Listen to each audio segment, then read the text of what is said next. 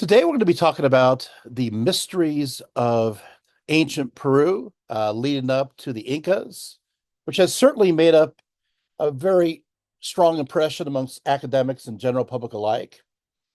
From the civilization, Sichan Maya, dating back to 3500 BCE, through to that of the Inca Empire, ending with the Spanish conquest in 1532. You have this long, rich history that is not always talked about. Those of ancient Peru were engaged in huge construction programs, often building extensive pyramids that dot the landscape. The Sikon, for example, built 250 pyramids. The massive step temple platforms. Sometimes they used adobe bricks to build their civic and religious monuments. Other times they used massive stones, some weighing up to 360 tons, which is about the weight of 500 passenger cars, right? As in the case of the Sakahamians. Meanwhile, the Nazca, who thrived between 200 BCE to 800 CE of Peru, are most famous for their drawings that cover the landscape for miles that can only be seen from above. The Incas and other Peruvians elongated their skulls through bindings in early childhood and were also able to conduct skull surgery by drilling holes into the patient's head with high survival rates. As for the Inca Empire, this was one of the most organized states in the world, with a complex religious system involving a beneficent sun god and a semi divine king derived from him. Here, royal and noble mummies were revered and even held long after their deaths. And so this evening, we will explore ancient Peru. We will learn more about this fascinating culture that is tucked beneath the Andes mountain. Now, I want to say a few things. Now, this lecture is not designed to investigate the totality of the Peruvian civilizations for the last 5,500 years. For to claim that goal would be much the same as having a lecture on every aspect of the history of ancient Egypt and ancient Mesopotamia. This is simply inconceivable. What I do propose here is a general survey. So much like the topography of ancient Peru, I want to give you the general idea by seeing the mountain peaks, but not necessarily all the valleys in between. I'm hoping by this introduction that you may be enticed to explore this topic more on your own. So, just kind of little additional thought here. Now, the Inca of Peru are most known of the Peruvian societies and the very last before the arrival of the Spaniards. The Inca originated from the Andean highlands of Peru, centered in six fertile valleys, but they were certainly not the first of the great Peruvian civilizations. They just happened to be the final one because they encountered the Spaniards. And so they were best recorded and best remembered as a result of that. While I do speak in past tense concerning the Inca civilization, we have to remember that the Inca themselves have gone nowhere, and aspects of their culture and even beliefs continue even into our time. We have to admire how advanced they were for that time, even to those arriving from Europe, from their perspective. They had a great network of roads and monumental architecture, right? But of course, the Inca were only one of a series of great builders over the centuries in Peru and the surrounding areas, the earliest of which is the Sichan Bajo, located, uh, first image, 330 kilometers or 210 miles northwest of Lima, Peru, and dates around 3,500 BCE, at least according that we know from carbon dating. Um, of course, this makes this civilization the oldest occupied area or civilization in South America. A large, next image, the large mound dominates the site, measuring some 990 feet long by 820 feet wide by 145 feet tall. That was faced with granite blocks, some weighing over 2 tons. The mound appears to be some kind of monumental architecture or even a shortened pyramid, a circular plaza that is 46 feet in diameter that dates to around, you're seeing it here, 3,500 BCE. But there are also 4 or 5 plazas deeper down, which means the structure was rebuilt several times, perhaps every 100 to 300 years. This would make this civilization predate both the Mesopotamian and Egyptian civilizations when they reached at least some sort of apex. So this is kind of a big deal, right? So we do have this idea. Let's look at me for a little bit. We do have this idea of pyramids, right? We of course we see pyramids or pyramidical structures all around the world. These are raised artificial structures, right? They're often viewed as representing sacred mountains all around the world, and were often dedicated to the spirits that happen to be occupying the heavens above, right? So, what I find is interesting when we go into this, I think I'm sliding over here. There we go. So, what I find is interesting is that oftentimes we find these pyramidical structures around the world in flat areas. Not always, but oftentimes. And so I always want to think to myself, um, why? And it's the idea that yes, when they worship the sky gods above, they want to get closer to the canopy of heaven. And so mountains are a very convenient way to enter into this conversation. But what do you do when it's a flat plain? What you do is you create an artificial mountain. And so this would be the case of the ziggurat in Mesopotamia. This would also be the case of the pyramid in Egypt. But what about Peru? Peru is known to be quite mountainous. Well, it's interesting because it just so turns out, as you will see as we go through this lecture, these structures also happen to be built in flat areas. So there seems to be something to that. Next image.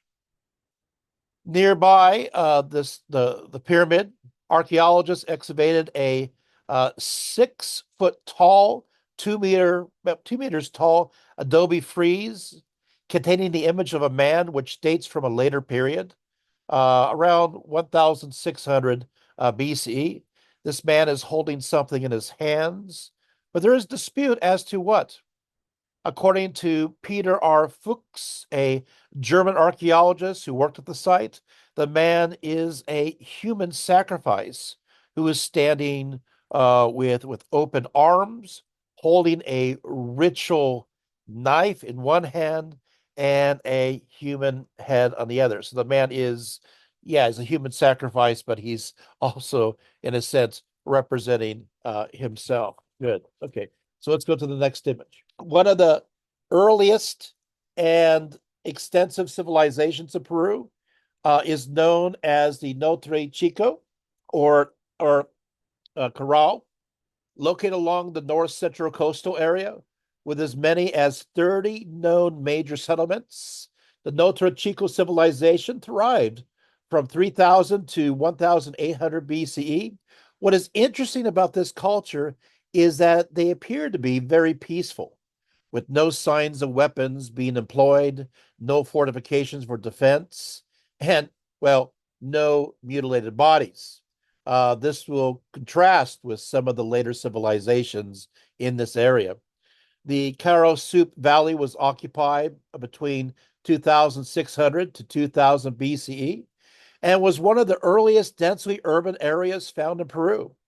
The site of Caral was the center of the civilization. Next image, having about 3,000 inhabitants and It is located about 14 miles inland from Asper. The city's plan and some of its components, including pyramidal structures and the residences of the elite, show clear signs of ceremonial functions and monumental architecture, including six large pyramidal structures. The layout of the city shows signs of it being planned, with districts set aside for different trades, for the wealthy, as well as for the poor. Next image.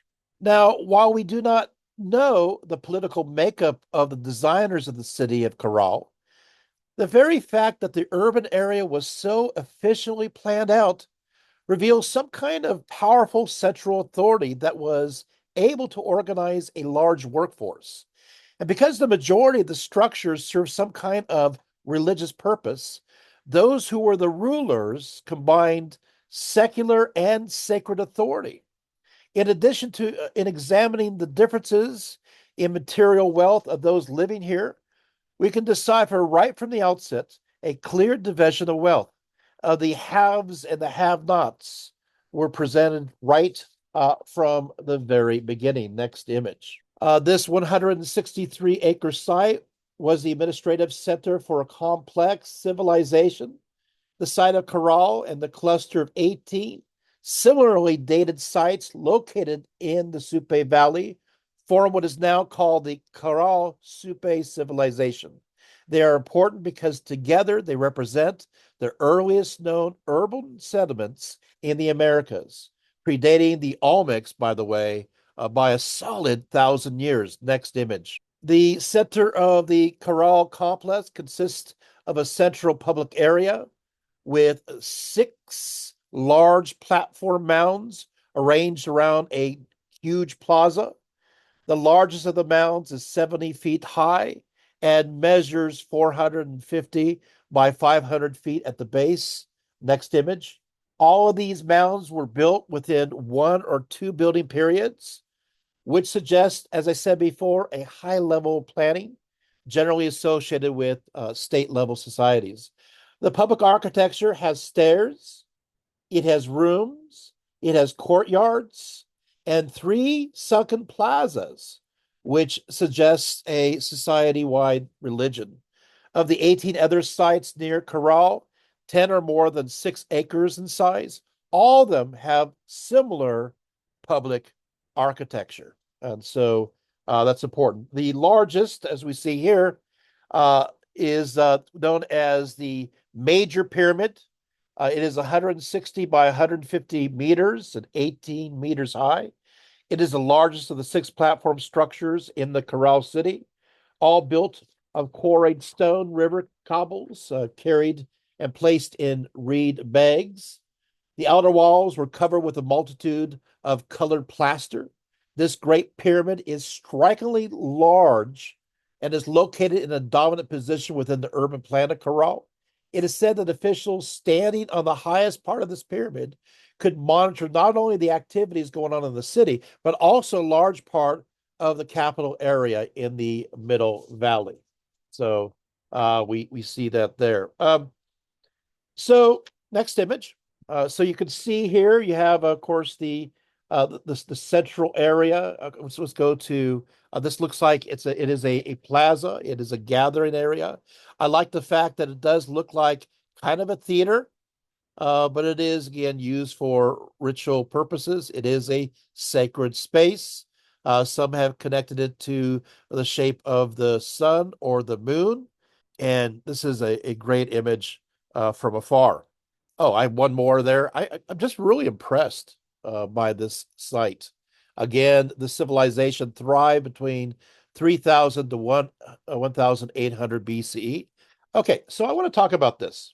To erect their structures, they perfected what is known as the Shikra bag technique, by which, in general, armies of workers would gather very long and durable grass known as shikra. This is found in the highlands above the city. They would tie the grass strands into loosely meshed bags, and then they would fill the bags with boulders. After that, they packed the trenches behind each successive retaining wall of the step pyramid with these stone-filled bags, with bags acting as landfill. This really anchored and reinforced the structure at each step of the succession as they moved further up. And so the people of Corral were able to build pyramids up to 70 feet tall. It was the grasses that made these bags, which allowed archaeologists to accurately radiocarbon date the complex, because obviously radiocarbon 14 involves organic materials. Uh, so what we have here, the site was not only constructed from labor, there's archaeological evidence that reveals that, that the workforce during this construction um, were, well, how do I put this? Uh, offered, actually, how do I put this? Those in charge offered those working to build these monolithic structures. They were given roast of fish and akara root. And so the remains of these feasts were integrated into the fabric of the mound. Also, of course, as you see here, you have flutes, right? So let's look at me a little bit, and then we'll go back to the flutes. So in this sense, I want to go into this. In this sense, the building of these structures were part and parcel of a worshipful and celebratorial process.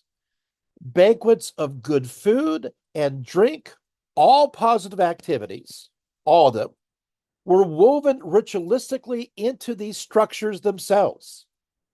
So what will happen is that as this volunteer labor force was working on these structures, every now and then they would stop. They were given a wonderful feast of good food and good drink, good alcohol, right? And the best meats. And then what happened is after that, they would then ritualistically weave in the remains of their feasts into the fabric of the pyramid itself, into the very bags that they were using to build this pyramid, or these pyramids in general, moving up further. So, in a sense, they were saying, let this positive feeling or energy of abundance become absorbed into this place. It is the acknowledgement of their abundance, and with it, their gratitude. While I'm sure there was a hope for perhaps a little bit more, perhaps some rain, right? Hence, this is a magical activity intended to attract fertility and abundance in general. So we do know that that they had these great meals, these great celebrations. It kind of reminds me of when the pyramids were made in Egypt. You had those who are the workers. This is during the Old Kingdom, were given the finest food, and we found in the garbage heaps of the best meat and the best kinds of foods there in their amongst their trash, so to speak. But this is, of course, connected to the gratitude that they have there. Okay, so also they played music. Let's go back to the flutes, shall we? So let's take a look at these flutes. They discovered 32 flutes, excuse me, made of pelican and condor bones, which kind of reminds me of the Paleolithic old world fascination with bird bone flutes, if you're interested in the Paleolithic era. Several horns were made from llama, or flutes were made from other materials, for example, alpaca bones. And so these particular flutes were found between the pyramids within the large sunken amphitheater, with enough room for hundreds of people during community gatherings. We talked about that. The 32 flutes were made out of wing bones of pelicans, and they were actually tucked into the recesses in the main temple. They were played by blowing into the central hole and covering either the left or right hand holes. They've also found flutes that were made out of deer bones too. So we see that there is, in addition to fine food, in addition to fine drink, we are going to have music. And once again, this idea of, well, we're going to celebrate and put it within the context of this pyramid. Next image. We also have something pretty interesting here. Uh, what we have here is called a a hunaka. A hunaka means standing stone. So this is an impressive monolith that is 2.5 meters in height. It's directly north of the Hunaka Pyramid, is therefore considered to be related to astronomical and ceremonial aspects of life in Corral. Likewise, it is found across from the main staircase, as you can see, of the important pyramid of Hanukkah. Archaeologists believe that this monolith was used for astronomical and ceremonial purposes. The stone monolith of some 2 meters in height was uncovered and appeared to connect the adjacent Galleria and Hanukkah pyramids. It is said that the angle of the stone to the tops of the pyramids marks the location of the summer as well as the winter solstices by about 40 degrees. Next image. Okay. This is quite a treasure here. This is a quipu. What is a quipu? In short, a quipu is a record system that uses cores that contain numeric as well as other values encoded by knots in a base 10 positional system. A quipu can be simple, it can be elaborate, having only a few or up to 2,000 chords. They were often used as mnemonic devices to communicate and record numerical information. Certain colors represented non-numerical information, and it used a binary system that could record phonological as well as logographical data. The quipu found here at Corral that you're seeing is important for many reasons. First of all, this is additional evidence that Corral was likely a precursor of the Inca civilization, since the Incas also used the quipu. Secondly, the quipu, as a tradition, dates at least 2,000 years older than we recognized prior to this point. So we see that this tradition went back further than expected. Third, and most importantly, if quipu were indeed a form of written communication, they are amongst the earliest forms of writing in the world. In fact, only slightly younger than cuneiform of Mesopotamia, which was, of course, found at Uruk around 3,000 years BCE. The quipu, with its well-preserved brown cotton strings wound around thick sticks, it was found with a series of offerings, including mysterious fiber balls of different sizes that were wrapped in nets and pristine reed baskets. We are sure it corresponds to the period of Corral because it was found in a public building. Also, it was an offering place. It was found an offering place on the stairway. And of course, furthermore, it is made out of organic materials and it can be dated to that period of time as well. So, yeah, pretty exciting stuff. Next image. Now, evidence of drug use and possibly aphrodisiacs was found at Corral. One theory suggests that Calcoa may be found in evidence in this area as well. But what they also found was this aquaite. Aquaite, also known as anato, was used as an aphrodisiac. In fact, it's still a plant that is used today. It is found typically in the rainforest of Amazonia, but it was also in this area too. It is, next image, In flavor, it is slightly peppery with a hint of nutmeg. It's sweet, it's peppery. It is orange red in color, and so was also used for skin decoration, both then and well today. It is also, in fact, today it is used for food coloring, especially used in dairy products like spreads and cheeses and so forth. And so we could see evidence of it being used as early on as the civilization. Next image. So, what do the gods look like? Well, we don't know much. We are uncertain what exactly they look like, other than this drawing that's etched into a face of a gourd that dates between 2280 to 2180 BCE. Here it depicts a sharp-toothed, hat-wearing figure who holds a long stick or rod in each hand. The image looks like an early version of the staff god, which is a fanged, staff-wielding deity who is one of the main characters in the Andean pantheon. But we are still unsure. Next image. Now, here we go. I want to talk about this. This, to me, is supremely interesting. Let's talk about the Katash religious tradition. The Katash religious tradition started around 3000 BCE. It continued.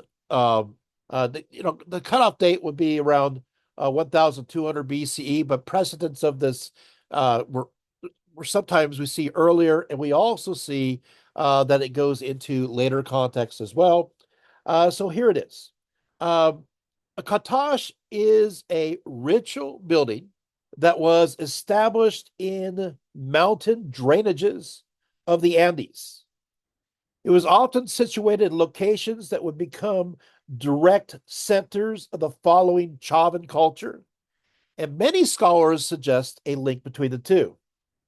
One of the most common images of these sacred enclosures was that of the crossed arms. Let's look at the next image. So this right here, of course, is a nice layout of what it looks like. Next image. Oh, okay. Next image. This is still images of it. Oh, okay. Well, we may not have the crossed arms. Next image. Next image. And next image. Maybe it just didn't send. Oh, it did. It just came later. Okay, that's fine. The crossed hands at the Kaddish sites present a mystery. Most scholars view them as representing the duality of the Peruvian cosmos, as well as a union of these forces. They are viewed in the locality of the Katash as a meeting point, perhaps an energetic convergence place. But what are these forces? Some suggest it represents male and female, others life and death, or even heaven and earth. Because they are ritual spaces, the cross hands may be connected to a ritual or even a representation of the priesthood. One final school of thought suggests they represent actual limbs being sacrificed. So we have a great diversity of possibilities. A second reason was to act as a sweat house for ritual healing. Let's go to the next image, but I think it's a few images earlier. Yeah, so we'll take that one down. You saw an image earlier on. What it did show was somebody sitting before a flame. So it could be used also for that. But I actually want to talk a little bit more about these ritual spaces. Not yet referring to the sweat lodges that sometimes they were turned into. There was a practice that was done at these sites known as temple entombment. Temple entombment. And so what the concept here is that the katash was to be richly buried after it was used. So following an important ritual and sacrifice, whatever intention was intended for the occasion that had been conducted, it had to be ritually sealed. It should not be open for possible desecration by either individuals or animals, and it shouldn't be open to any kind of destruction by the elements.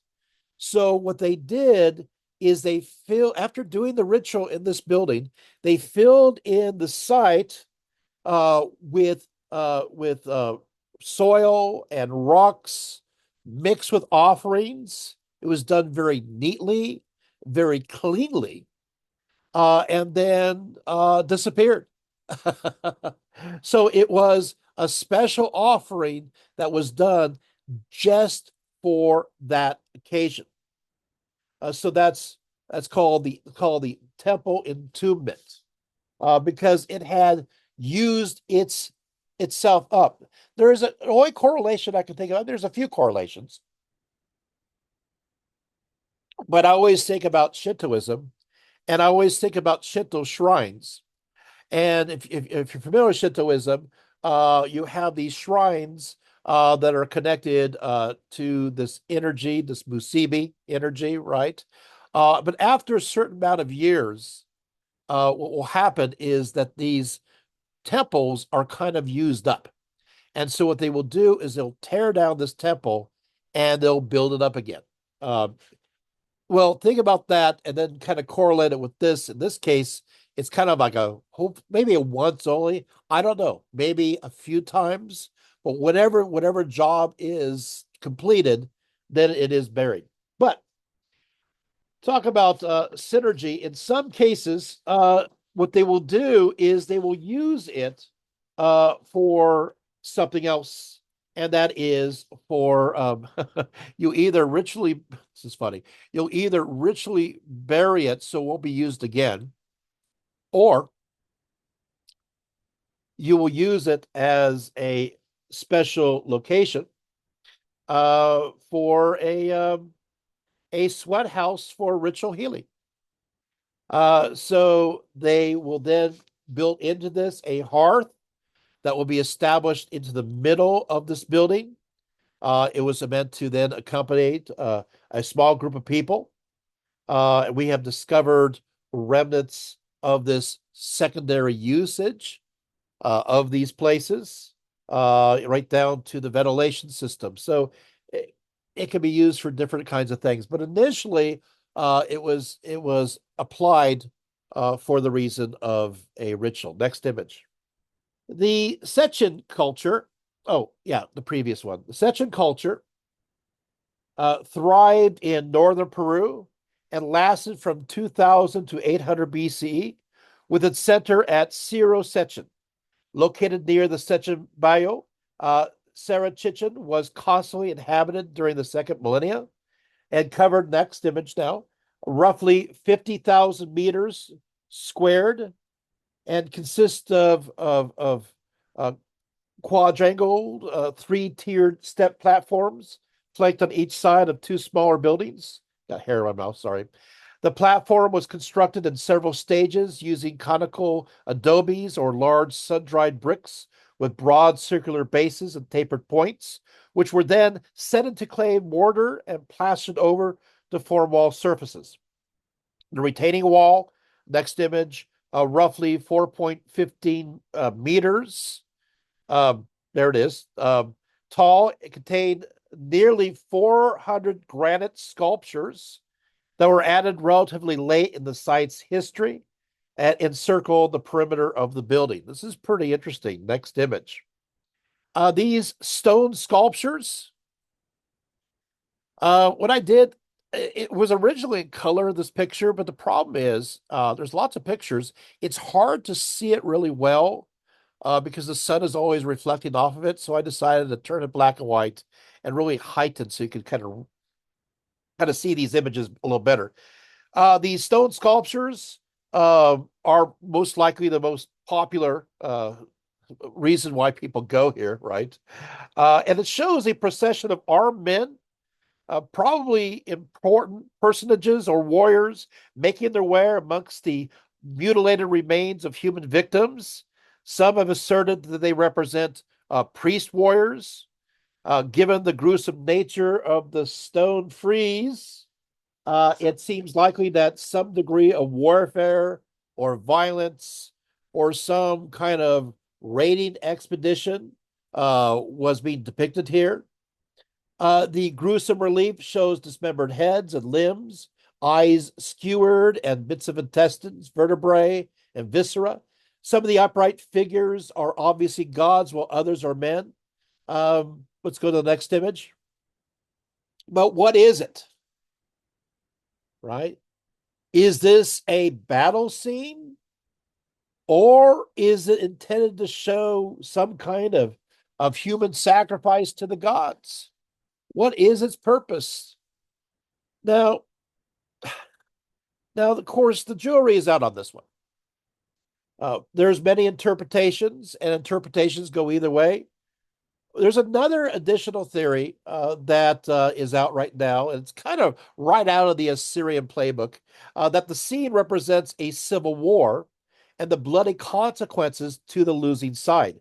Hence, being depicted here upon such an enormous freeze, acting as a warning to anyone who would contemplate such a rebellion again. Next image. The local king was then making a monumental warning in stone. Next image. So you could see the interior of the adobe building also. Oh, actually, go back one. The interior of the adobe building shows two mythological fish, although it's kind of hard to see here. Scenes related to the sea and rain are seen on this side of the interior of the adobe building, as well as scenes of a human sacrifice. Okay. Next image. This kind of looks like a almost like the Simpsons kind of cartoon, right? Next image. Yeah, there we go. There's a good close up there. Okay, next image.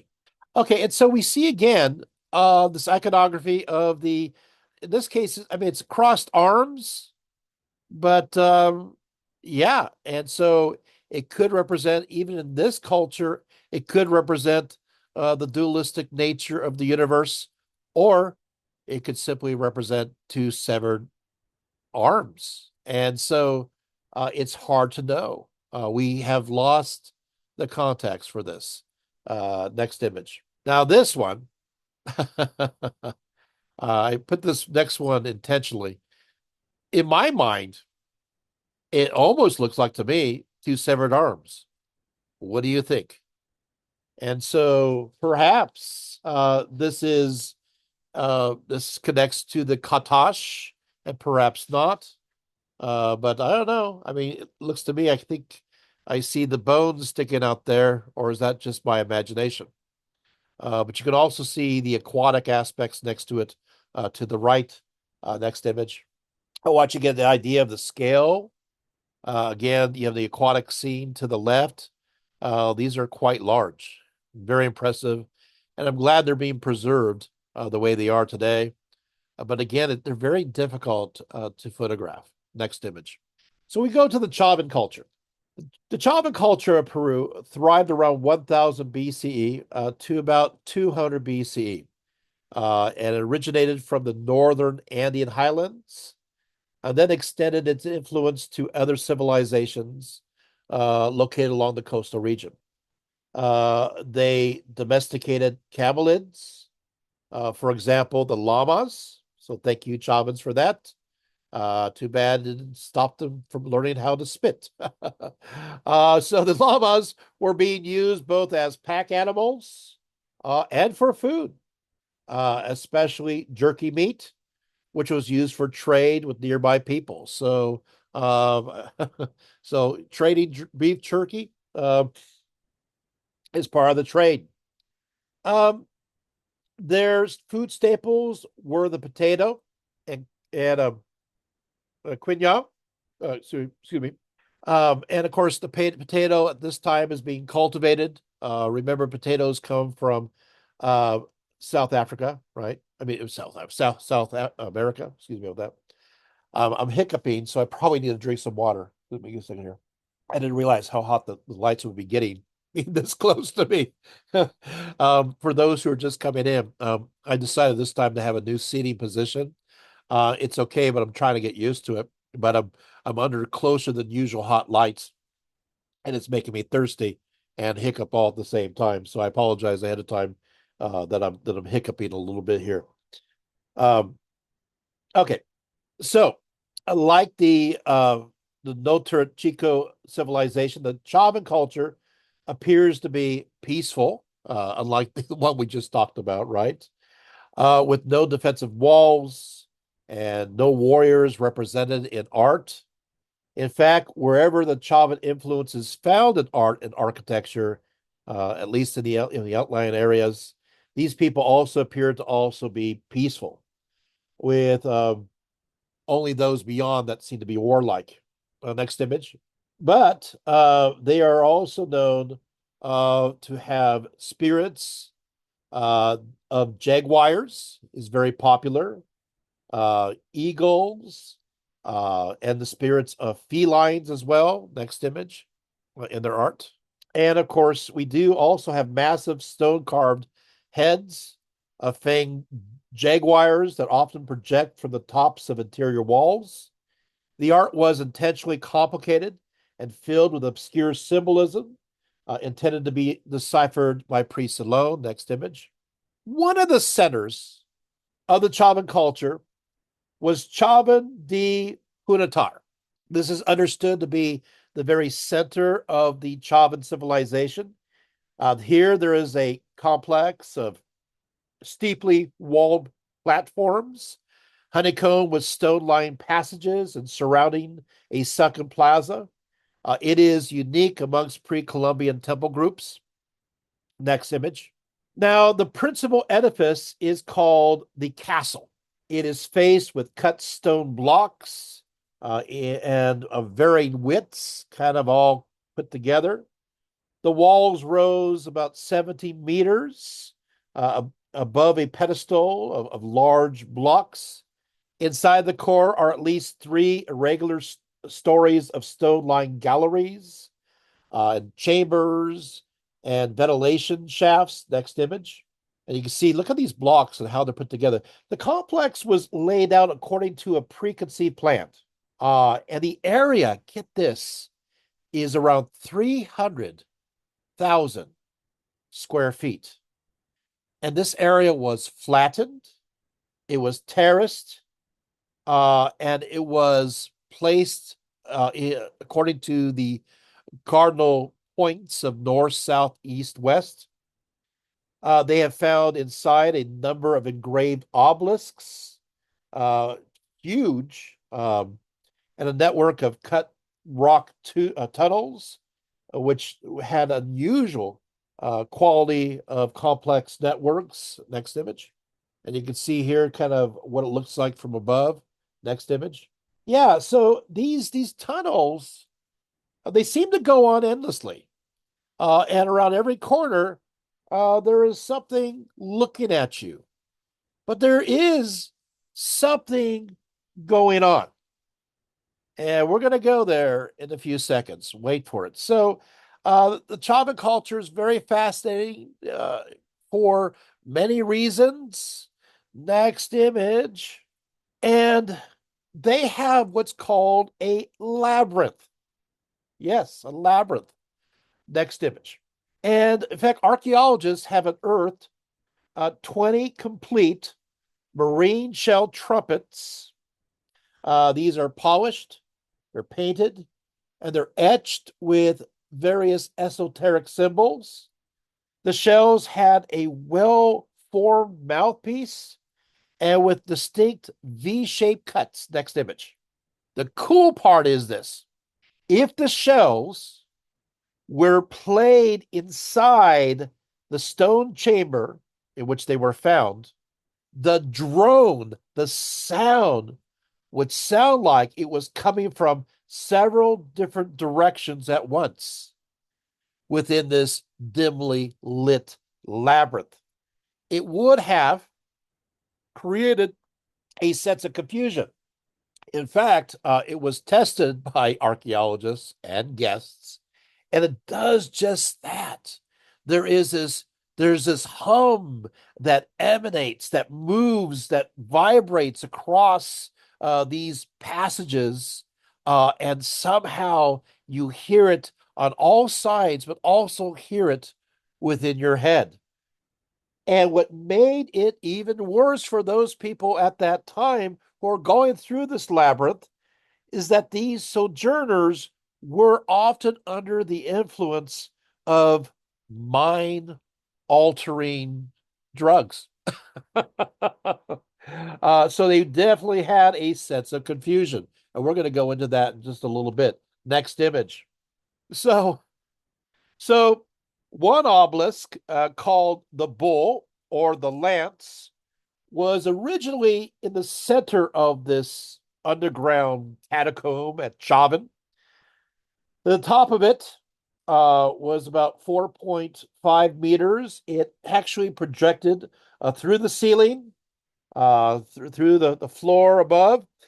The seeker would traditionally would be led into a labyrinth of dark tunnels. And after they were under a whole bunch of hallucinogenic substances, specifically what's known as the San Pedro cactus, they would enter this labyrinth with a sense of disorientation. And then suddenly they're brought before this snarling deity, this obelisk, this right here, next image. And so you could see there it is there, which is like the axis of the world, so to speak. Um, this, of course, the Lanzan or the lance is presumed to have been the primary deity of the Chavan culture. The word, of course, itself means lance in Spanish, right? Because of the shape of the image. As represented, the lance and obelisk mark the axis mundi, moving between the underworld, earth, and the heavens above. Next image, and you can see it's quite impressive. Next image. Let's take a look at this here. So, one of the most famous riddles of Chavan art um, is called next image. It's known as the Ramonde Stela. And you can see here, Chavan artists frequently use the technique of contour rivalry in their art forms. And this indigenous deity is considered as one of the finest examples of this technique. Contour rivalry, what does it mean? It means that the lines in an image can be read in multiple ways, depending on which way the object is being viewed. When the Raimonde Stela is viewed one way, the image depicts, as you see here, a fearsome deity holding two Huachamona cactuses. His eyes look upward towards his large, elaborate headdress of snakes. Next image. But when the image is flipped upside down, the same image can be seen differently. The headdress can be seen as a stacked row of smiling, fanged faces, while the deity's face has turned into the face of a smiling reptile. The deity's staffs also appear now to be rows of stacked faces. So, what it is from one direction is something quite different from the other direction. Next image. And you can see kind of the detail work here. It is very clean, but very precisely done. There's so much artistry here. Next image. Yeah, and so you can see here, these are depictions of various deities. Now, we do know again that the Chavan culture um, used a lot of hallucinogens, specifically what is known as the San Pedro cactus, which has a psychoactive alkaloid uh, mescaline, which is similar to like LSD. So it alters perception of time and gives a vivid visual patterns. So you can imagine uh, what kinds of things that people would see. Uh, Next image. Okay, let's put that one down. We'll go to that one next. Thank you so much, Margie. I want to talk to you a little bit about this. Uh, Here we go. So there's other stuff about the Chavan I want to talk about. So what we know of the Chavan culture is that it is a shaman-based civilization. Shaman specifically appear to have much power and prestige. and they are in leadership. They all rule both as sacred and secular leaders. These ideas merging together. We know for a fact that psychotropic drugs were at the center of their rituals and religious activities. In fact, we see this even in the artwork, and we see processions of those uh, wearing various costumes, carrying the San Pedro cacti with much reverence. We have found much of the artwork that was produced that shows the influence, a very wild influence of psychotropic drugs.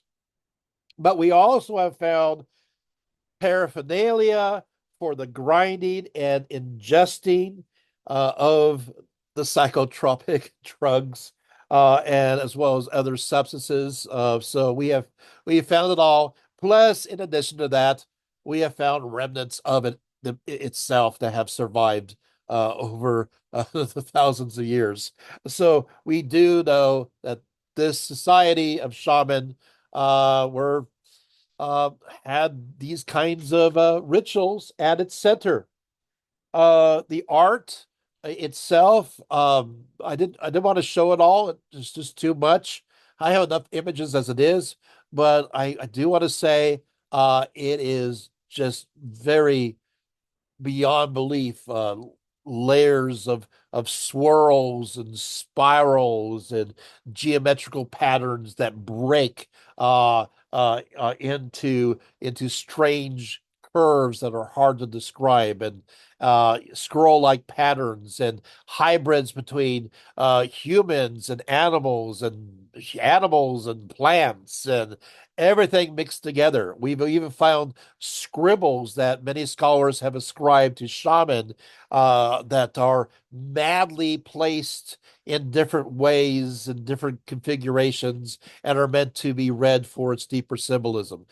This is a society that definitely needs a lot more investigation. This is a fascinating one. I'll just have to say this. Okay. And you thought this one was good. Wait for the next one. Here we go. The next civilization. Here we go. The Paracas, 1000 to 100 BCE. Next image. There it is. Okay, so the Paracas culture, it thrived between 1000 BCE to 100 BCE. It occupied much of the coastal area, and it was first occupied by those known as the Nazca, which we'll be looking into right now. And then secondly, by the Tiwanaku. And finally, the same territory will be occupied by the Inca. Yeah, much of the area occupied by the Paracas is very dry. It's very forbidding, especially the Paracas Peninsula. For about 200 million years ago, the seabed was upthrust due to tectonic activity. Because of this fact, sea salt covers the ground, and so not much grows in this area. Next image. The landscape is sparse, forbidden. As I said, almost seems like you're on another planet, and yet it is in complete contrast, as you can see here, to the blue ocean, right? The Paracas in general, they're a maritime people, and so were able to supplement what little they grew on the land with fish. And of course, they built, next image, they built mountain-like temples. Uh, oh, hold on to that thought. We're going to go there in a second.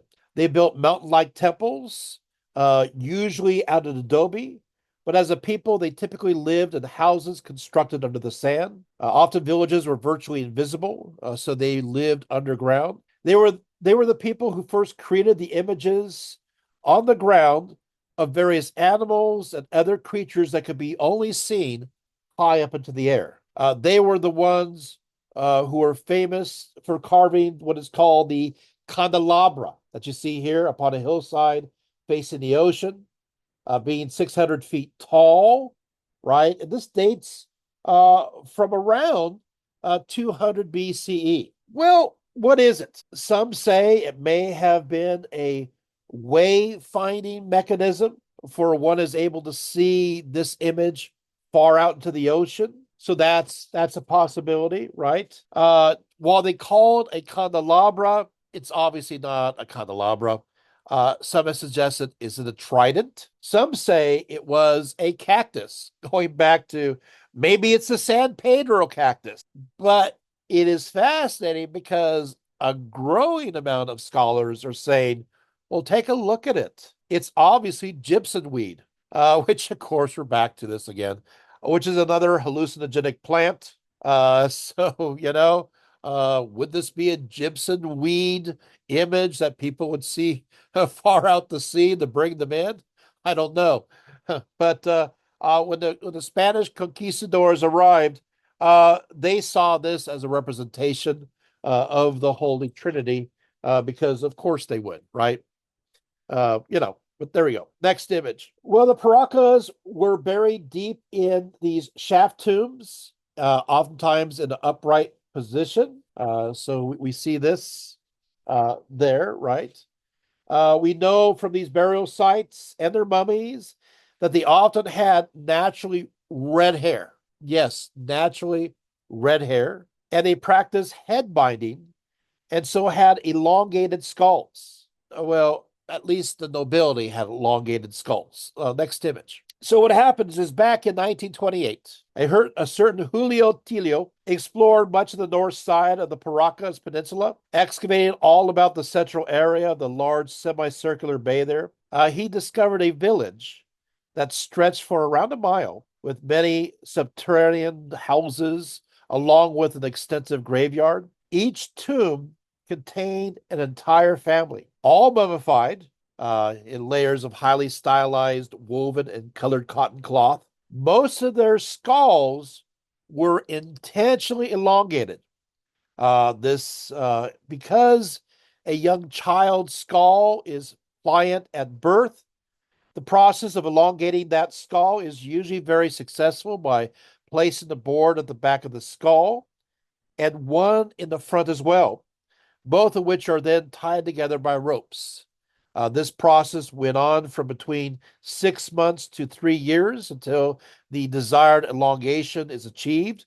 Holes are readily invisible at the back of the skull to allow for veins to come out in order to feed the surrounding tissue. Next image. One odd discovery were skulls that did not quite fit the typical human conventions. When the skull is elongated, it changes the shape of the skull, but not the actual volume. In other words, you can change the skull's shape, but not its size. It is quite curious that Tillo discovered about 90 at the site called Cerro Colorado, adjacent to the main graveyard of Paracas, that actually had cranial volumes larger than average. In fact, many were 2.5 times larger than a conventional modern human skull, 40 of which you can see for yourself in the Paracas Museum, and you can see also here.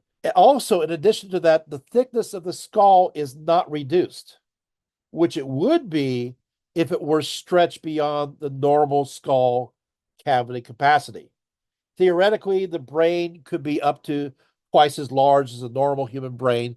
It probably isn't, but I'm just telling you, going through this, a few skulls had two rather than three cranial plates, which is interesting. We're going to see a few in a few seconds. In fact, let's keep going. A mummified head of one woman with an elongated skull shows that her hair was cut short and that her hair, of course, was red. Next image. So here is some more examples of these skulls, not as elongated as the one we saw earlier. One skeleton had an elongated head, but a child-shaped head, odd-shaped elongated eye sockets, but what looks like unusually large adult teeth. Let's go to that one. Next image. This is actually an image of a woman that they found. Next image. Oh, this is interesting. You can see right here. It says, of course, that the spinal column enters the bottom of the skull. It's very much further back than normal. This would be a genetic adaptation. You can see right here right here in this image, next image. Yeah, here's the child right here. So you can see its child-shaped head, odd-shaped elongated eye sockets with still an opening on top. You note that, but unusually large adult teeth, right? A femur and rib is preserved. At this point, no known medical explanations can suffice to explain this anomaly. Another skull, apparently confirmed to be a 2-year-old. Once again, the top of the skull is almost closed, has very large vertical shaped eye sockets, but very shallow. Where the optic nerve goes into the head is very different. The nostrils are barely defined. Again, these are all at the Paracas Museum. Of course, the supposition is that the heads were all extended artificially rather than part of a natural process. But a fetus has been discovered in the womb of a mummy of a pregnant woman that was found at the place called Huache near Tarma. What's interesting about this one is that the head is already becoming elongated. So there's questions about this. The woman is from the tribe of the Hunacas. Some have viewed these as perhaps a variant of not of human, not necessarily Cro-Magnon or Neanderthal, but an offshoot that did not survive. Of course, when it comes to binding heads, other groups of people follow the practice of binding heads. It's nothing new, including the Olmecs, the Mayans, the Macrocephali, of course, the Huns, the Alemanni, the Thurgians, the Virginians, the Egyptians, possibly during the Armana period, maybe. Those from the Congo of Africa, the island of Vanuatu in the South Pacific, in Melanesia, and of course, even in places like Sudan, Iraq, Syria, Russia, the island of Malta and Bolivia, we found archaeological evidence for this. So it's nothing new to elongate heads. What is new in this context is the fact that um, there's some other abnormalities that enter into this practice that perhaps already there seems to be this tendency for elongation, and they are then building upon that, extending that to a certain degree. Maybe it's the old Punnett square, what is dominant trait. Maybe those people who had elongated heads, because it does turn out to be, in a lot of cases, it is those who are seem to be of more higher class. Uh, Although that doesn't mean not all of them are higher class, but it seemed to be in tombs where there are more goods that are being offered. So not really. I mean, this area is very poor in general, but high class from that context. And so maybe it's connected to social elevation. And so people are wanting to be modified in order to keep up with the Joneses, so to speak. I have a bone to pick with them. Oh, never mind. Bad joke. So moving on to the next image. So the oldest solar observatory in the Americas is also in evidence in Peru. It's located at Chanquilo. It dates from around 300 BCE.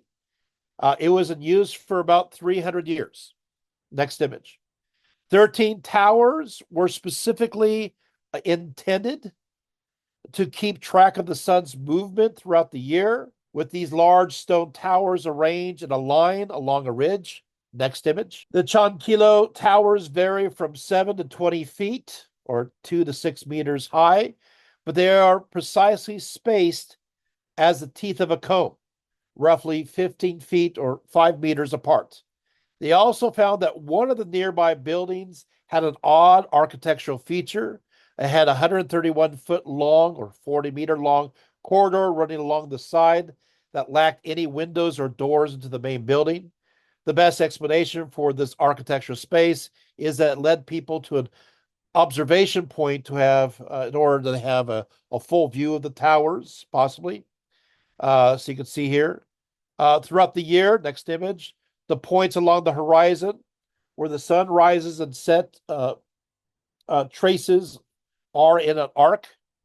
In Peru, the sun rises and sets farthest north on the longest day of the year, the winter solstice, and the farthest south on the shortest day, the summer solstice. Day and night are roughly equal in length during the obviously the autumn and vernal equinoxes. Only from the vantage point at the opening of the corridor do the towers precisely span the solar arc. It appears that the opening of this corridor was a ceremonial site where people made offerings, since researchers have actually found artifacts ritually buried there. Next image.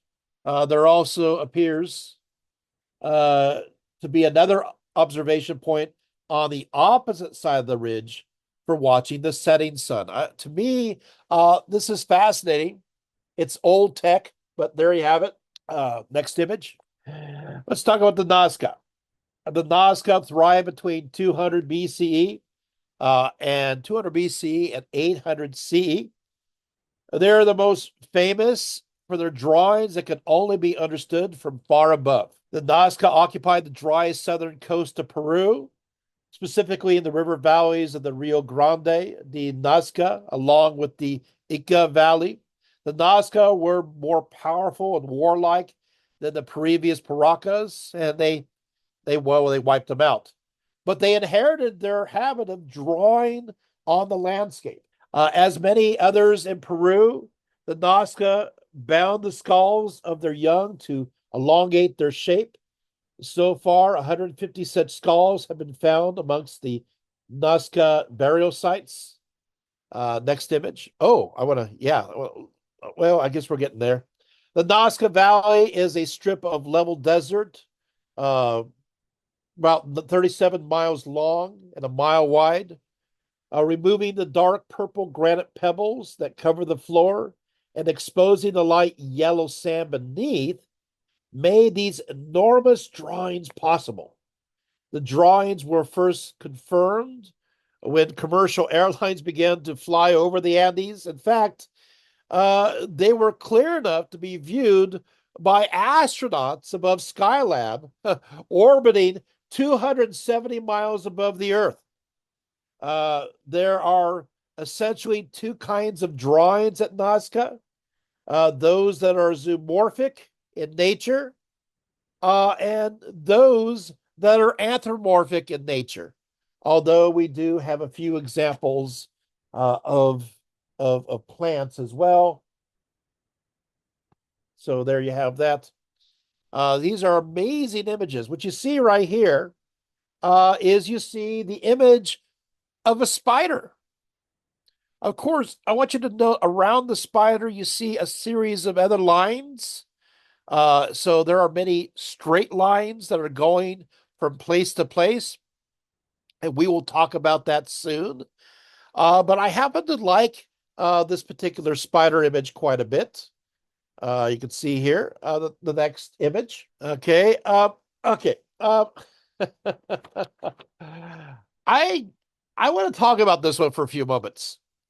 This is a knife welding killer whale. So somebody put together had this. This is archaeologists have designated this as the knife wielding killer whale.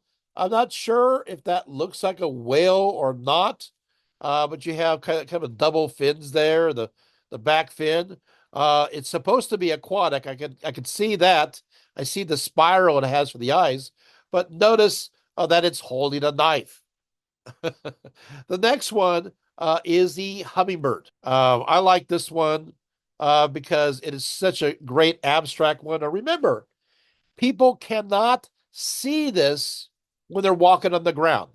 This is people are only able to see this well, from the sky, and there's no. It's hard. Many of these areas, there are no high points. There's no tall hills to be able to see this properly. Are there hills in the area?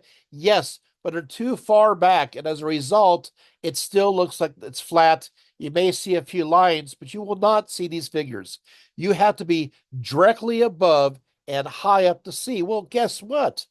There's no Nazca that's ever going to see this the way it looks like, right? So they are guesstimating what a hummingbird looks like in this particular situation. But I think they did a pretty good job, although that's a very long beak. The next image is that of a condor. That's again, this is lovely, right? Well done for people planning this out without ever having to see it. Next image is a spiral. And you can see this, which kind of forms a little bit of labyrinth. I know some of it has been destroyed, but there you have that. Next image, I think it has a little sense of humor. This is a snake that's eating a person. Now, I'll get this. Some people say this is a snake eating a person, and it's a double-headed snake and it's eating another person on the other side, but you guessed it. Some have said that it's a snake eating the person, and it's kind of pooping out something on the other side there. So perhaps a Nazca has a sense of humor, or perhaps it deals with a complex mythology, a story that we do not know as of yet. Next image. This is another snake. You can see the size down there, right? Just slithering about. Next image. This is understood as a cat on a hillside. So this one they obviously could see. So it looks like a little kid drew this cat. Next image. It's not as. This is a parrot. I think it's very apparent. Next image is another hummingbird. And next image is possibly a second cat kind of laying there. And then, of course, the next one is an alpaca, perhaps, or a llama. And the next image is a spider monkey, right? It's interesting that this is a spider monkey from the Amazon jungle. The problem is there are no spider monkeys in this area. So somebody, unless they maybe through trade, they brought in a spider monkey. That's why there's a representation here. Many scholars believe this monkey with 9 fingers represent the 9 months of pregnancy. Some have said also that it represents the constellation Ursa Major, especially because of the way it's laid out. The spiders believe to represent the Orion constellation. So maybe, right? Next image. Of course, this is the fun part. This is the so-called astronaut that is, you can see this one everywhere. They'll say, hey, maybe, he has the big circular eyes. Maybe this is an astronaut. Maybe this is the alien. This is the one that you always see on Ancient Aliens all the time. Always show this. What I think is kind of interesting is they always show this one. You're going to have some fun today. They have found far more anthropomorphic formed images that you're going to see here, and you may be seeing these for the first time because they have within recent years using AI to go over these areas. They have detected images on the sand here that are absolutely difficult to be able to see with the naked eye. But take a look. Congratulations for those people who are wishing to see something truly unique in this lecture. You have arrived and you'll be mystified. So here we go. Next image. There we go. Look at this one right here. So this is one they found. There seems to be some sort of radiance glowing from this form. The feet are kind of turned inward. But look, that appears to me, I may be guessing, but I'm thinking that's a skull. Is this a god or a goddess? Is this represent the sun god? Is it receiving some form of sacrifice? Or is it just simply throwing the skull down? Who knows?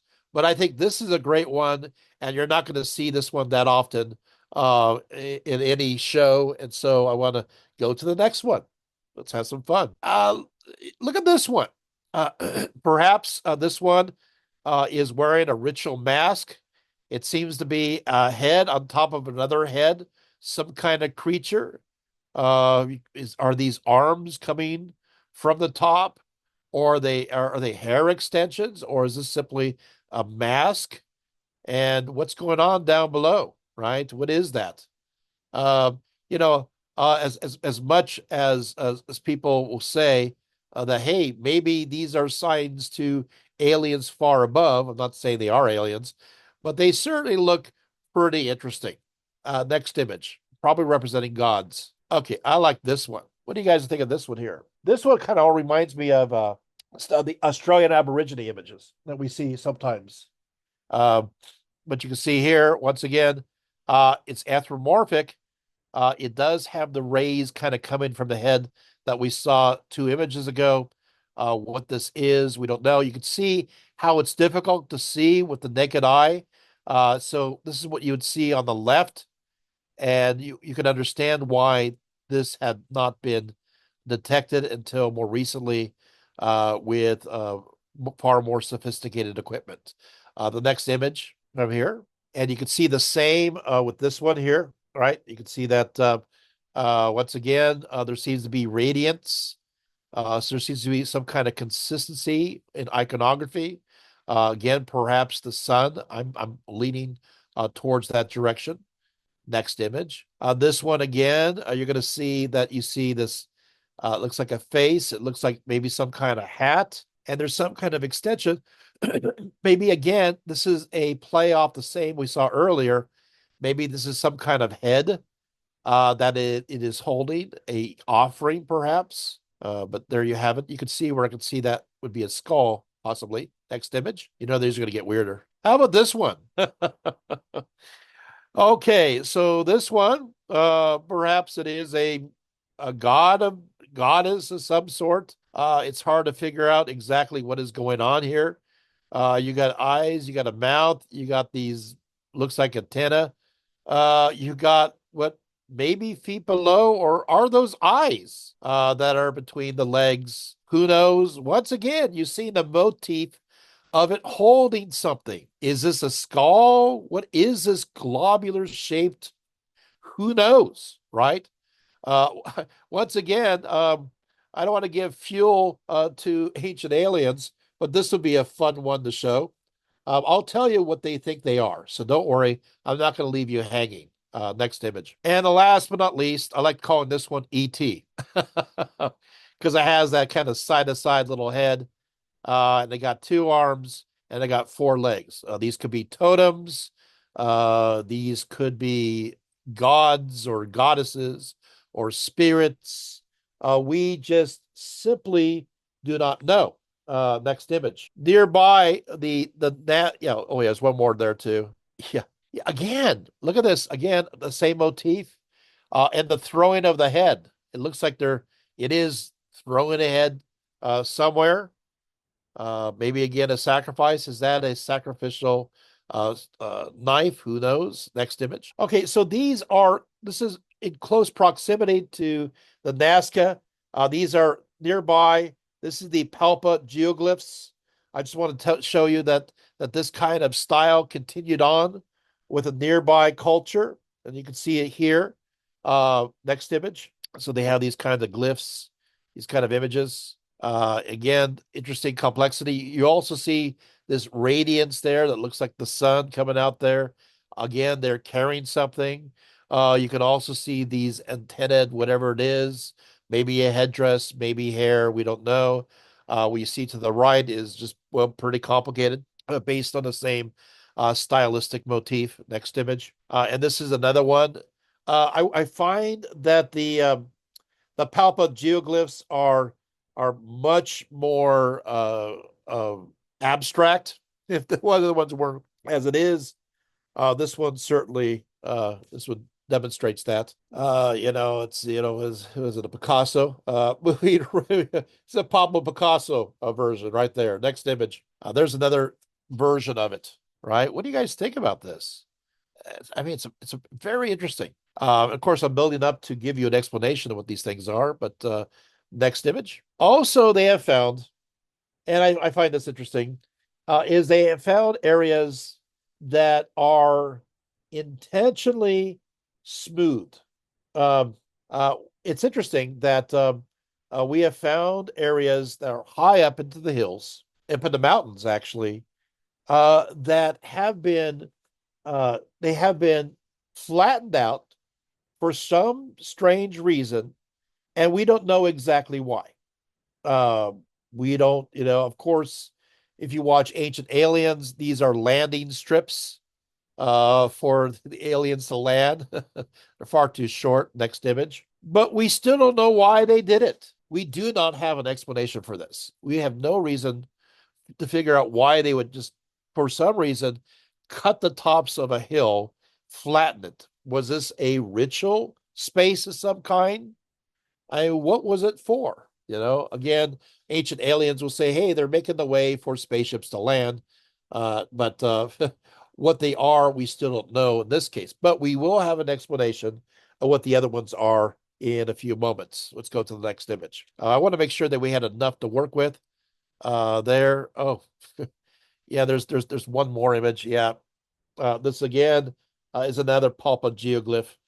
But let's talk about it. Let's next image. Okay, there we go. Perfect, perfect. So what happened here is, yeah, we have all these zoomorphic, anthropomorphic forms and even plants, right?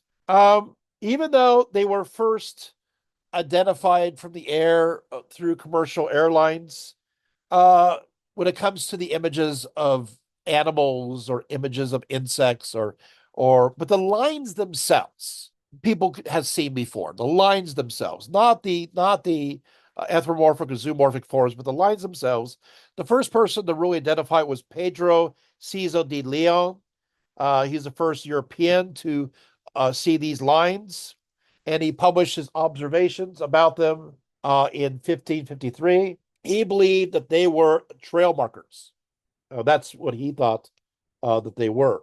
Uh, Moving right along, the next image. German astronomer and archaeologist, a certain Dr. Maria Reich.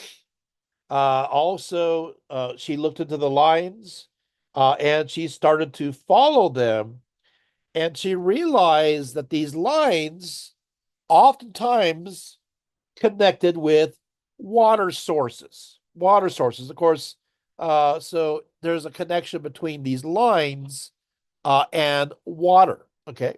So although the animal images, of course, are best known, there are about 800 straight lines that run for many kilometers around. It's been shown that all but one of these lines start from star-like radial points, often marked by a low mound, and every one of these points bordered rivers and tributaries. So if the lines were used for ceremonial walking, as it seems also very likely, some Nazca ceremonies were devoted to these precious sources of water. Water is also intimately connected with these people in general. For much of its length, the Nazca River runs underground where it reemerges. The Nazcas will build their ceremonial capital. So there seems to be a connection. Now, all about this region, connected to these lines, are intentionally drawn out labyrinths. So we have lines, but we also have labyrinths. Next image. So who is this? Okay, so this is Professor Clive Ruggles. He is still around. He's emeritus at the university now, but he's astronomer as well as an archaeologist. He's a good academic. He was at the University of Leicester. He is still emeritus there.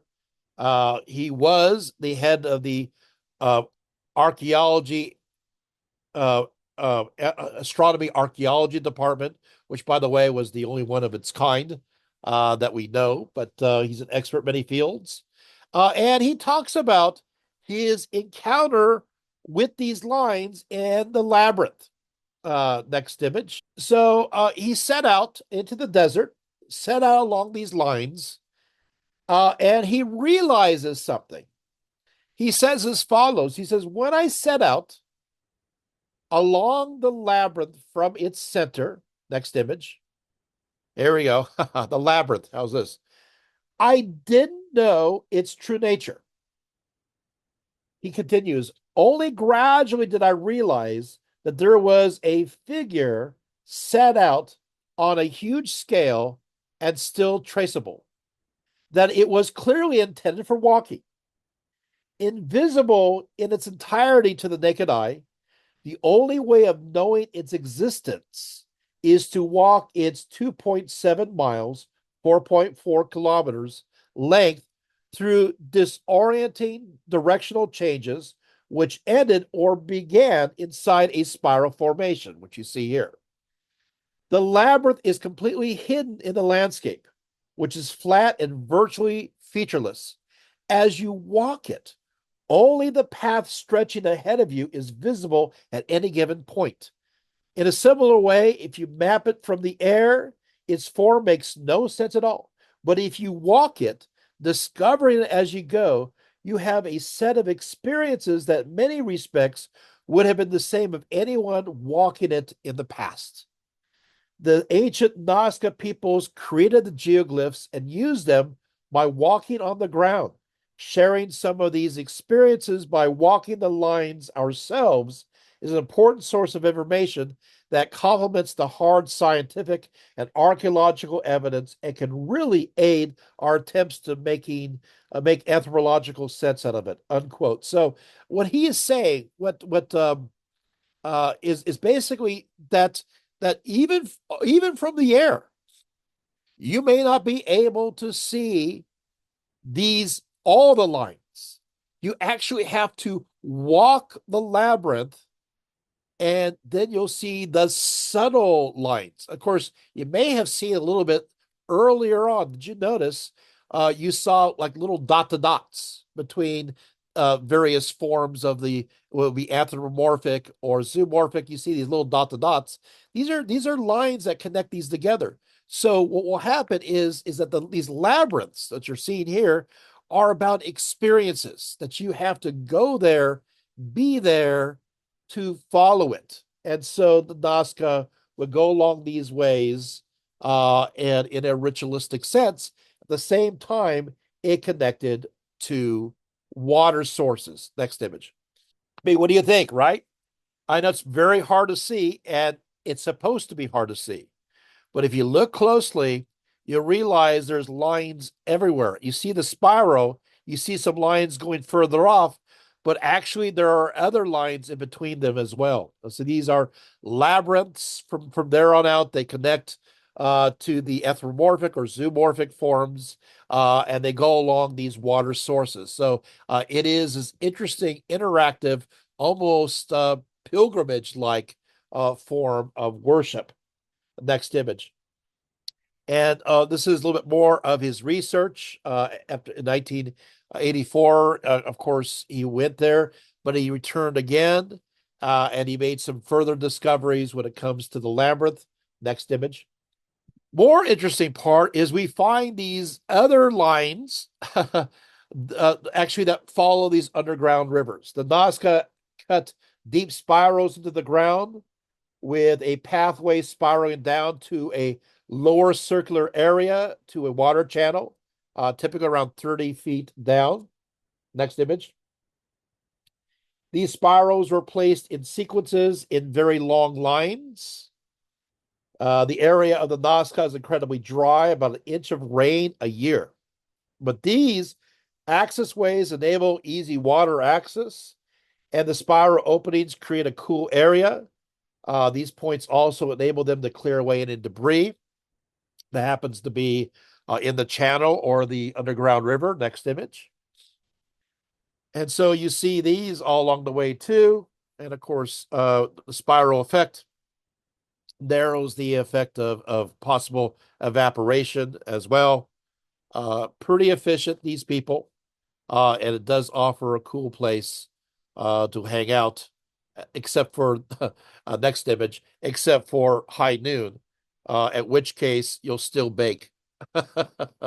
uh, Interestingly enough, these spirals, these channels are still connected to these lines that move across. Next image. But you can see many of them, depending where you're at, many of them are quite deep. You just kind of walk around in a circular pattern. In and of itself, you can see that this could also be connected to possibly not just a functionality, but maybe even a ritual in turn. Next image. Yeah, you can see it right here. Yeah. Nazca pottery, it's a penguin, but there are no penguins. I know, but it's still a penguin. So, yeah, penguins are indigenous to Antarctica, but apparently the Nazca heard about the penguins, and this is penguin pottery. Um, please get it now. Next image. Another piece of pottery has has faces of five girls on it. So there you have that. Next image. I do find the Nazca pottery quite interesting. In some cases, you could see that some of the images do resemble the line images that we saw that were etched across the desert region there. Next image. I like this one because there's actually a little bit of depth here. Perhaps a god or perhaps decoration. We don't know. Next image. So we've done everything but see where they live. I mentioned the fact well, the center here is the city of Kuawachi. The Kuawachi site is huge. It extended about 370 acres. The most impressive monument is a 30 meter high pyramid that dominates the ancient city. It was built by modifying a natural high point of the land. As well as the pyramid, there were about 40 other structures, each sculpted from the landscape, enhanced by massive mud brick adobe walls. Extensive plazas and terraces once covered the land here nearly 2,000 years ago. Next image. You can see here the city is about 70 kilometers inland from the coast of Peru. As for what happened to the civilization, next image. Well, sometime between 300 to 350 CE, there were two natural disasters. There was a great, very powerful flood. We have found the evidence in all the excavations. And then an earthquake, which actually split the main temple into two. So, next image. What I think is interesting is archaeologists have unearthed about 63 pieces of Nazca fabric, but there is a puzzle. The fabrics come from different periods of Nazca history, and yet they were all kind of jumbled up together. Many parts are badly decomposed, of course, because due to the presence of organic matter and, yeah, exposure to humidity. These pieces of cloth were laid in a tomb. They have a special significance, not only as an example of textile art, but because the cloth has been sacrificed.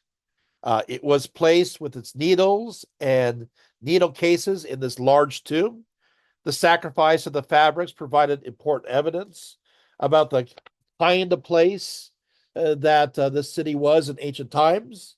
The textiles are richly decorated with images from Nazca mythology. It doesn't appear to be for daily use. So there you have it.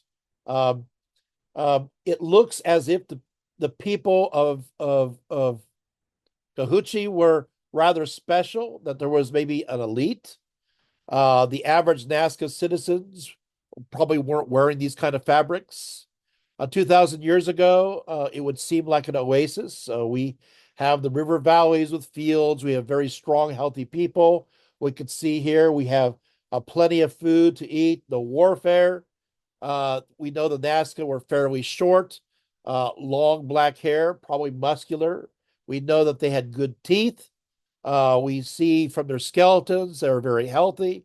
Um, so no sense of trauma, no sense of warfare. And we move on to the next culture, the Moche.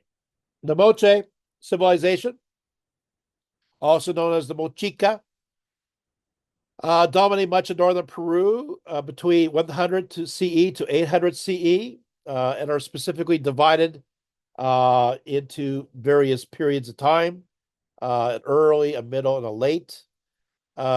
the Muche civilization thrived in the north of Peru at the same time as the Nazca civilization thrived in the south. Rather than being organized into a political state, each region was autonomous from one another, with similarities more in culture, art, and beliefs. The elite appeared to be in control of these independent cities. Next image.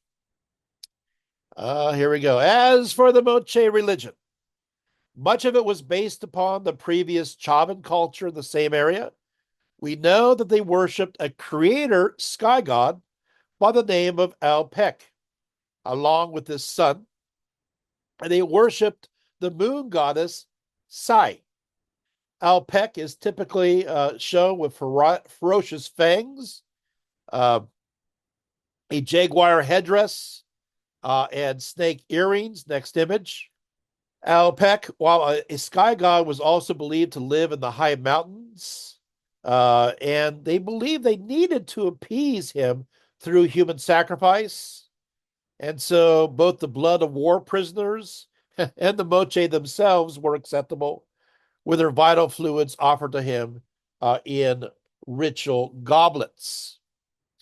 In many ways, the powerful sun was seen as a negative force in this hot and dry land.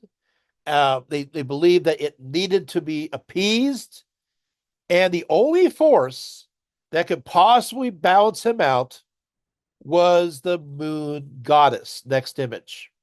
There he is again. Next image. Oh, there he is again. Okay, next image. All right, here we are, the moon goddess. You can see, interesting, we got the shape of the moon there on the cheeks there. This is Sai, the moon goddess. Did you know that Sai was actually the supreme deity of the Moche? She oversaw the agricultural cycles. She controlled both the seasons and storms, which could be very devastating at times. And while the sun could only be seen during the day, Sai, as the moon, could be seen in both night and day, and so had this power over that of her solar brother. Because of having a supreme female deity, as it turns out, women in Moche culture had more power. We're looking at an egalitarian society. As a mural from an intact tomb of a priestess known as La Senora illustrates, women could be fully involved in leadership roles within a religious system. In fact, would be the leaders oftentimes themselves. Uh, she was not only able to cool the fierceness of the light of the sun, but was able to control the oceans, the tides. And so the ocean was also under her dominion, even though it was assigned to a god by the name of Night. She also controlled the flow of women's bodies. So you can see here, powerful deity. Next image. The Moche also worshiped the goddess sacrifice, depicted as half man, half jaguar, and holding a sacrificial knife, a tumi, in one hand, and oftentimes a severed head of a sacrificial victim on the other. He is often simply called the decapitator god because of this popular image of him holding the head, hence, he's a decapitator. Yet, with this said, he can also be seen, next image, as a gigantic spider figure ready to suck the lifeblood from his victims. That such scenes mirror real life events is supported by archaeological finds, such as those at the foot of the Huaca de Luna, where, well, skeletons of 40 men under 30 years of age show evidence that they were mutilated and thrown from the top of the pyramid. The bones of these skeletons display cut marks, limbs were ripped out of their sockets, and jawbones are missing from several skulls. Next image. Interestingly enough, the bodies lie above soft ground caused by the heavy El Nino rains, which suggests that sacrifices may have been offered to the Moche gods in order to alleviate this environmental disaster. Ceremonial goblets have also been discovered, which contain traces of human blood. The tombs have revealed costume and bejeweled individuals, almost exactly like the religious figurines depicted in the Moche murals. Next image. So that's a decapitator god. Now take a look at this. That's a pyramid. It is using the sack technique that we talked about. Yes, of course, it's melting away, but it is enormous, right? This is of course, identified as the temple shrine of the sun. This was a monumental adobe brick hookah platform built between 100 BCE to 100 CE. The fact that something that is made out of adobe is still standing there and has not washed away, um, is baffles the mind. Of course, within those bags, you have the various stones. Archaeologists have estimated that the Huaca del Sol was composed of over 130 million adobe bags or bricks and was the largest pre-Columbian adobe structure built in the Americas. This is pretty impressive. Look at that. Next image. And another important structure was the Juca de la Luna, or the temple shrine of the moon. So you just saw the sun one. Now this is across the way. This is dedicated to, of course, the moon goddess, who is the most powerful of all. This is also believe it or not, this is a large adobe brick structure. Uh, and uh, it preserves one of the best frescoes of this culture. Let's go and look at it. Next image. So these are the frescoes that we see connected to that of the temple dedicated to the moon. Um, let's take another closer look. These are enormous. There we go. And again, archaeologists have done a good job in preserving these finds, creating a nice glass enclosure so people can see it, and also try to control the temperature so it will be preserved. Next image, at least a little bit. But you can see here there is a certain standardization of forms, as you can see here. The moche, right? This is Alpec, as you can see right there. And next image. And you can see a few others, deities that we don't know. Very much stylized, but pretty amazing looking. Next image. Doesn't look very happy, right? Yeah. Oh, there we go. Different colors. Next image. Now we move on. Oh, yes. Wait a minute a second. So we have to also go talk about this. This is the Hookah Posilania. This, of course, this is a giant, how do I say it? It's just like a giant uh, center for games, ritual games. So again, pretty impressive. Next image. Yeah, pretty amazing, right? Just look at the stones. Again, look at the work that's been done here. Next image. Yeah, there we go.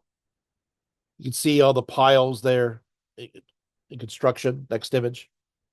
All right, we move on to the Wari, 500 to 1000 CE.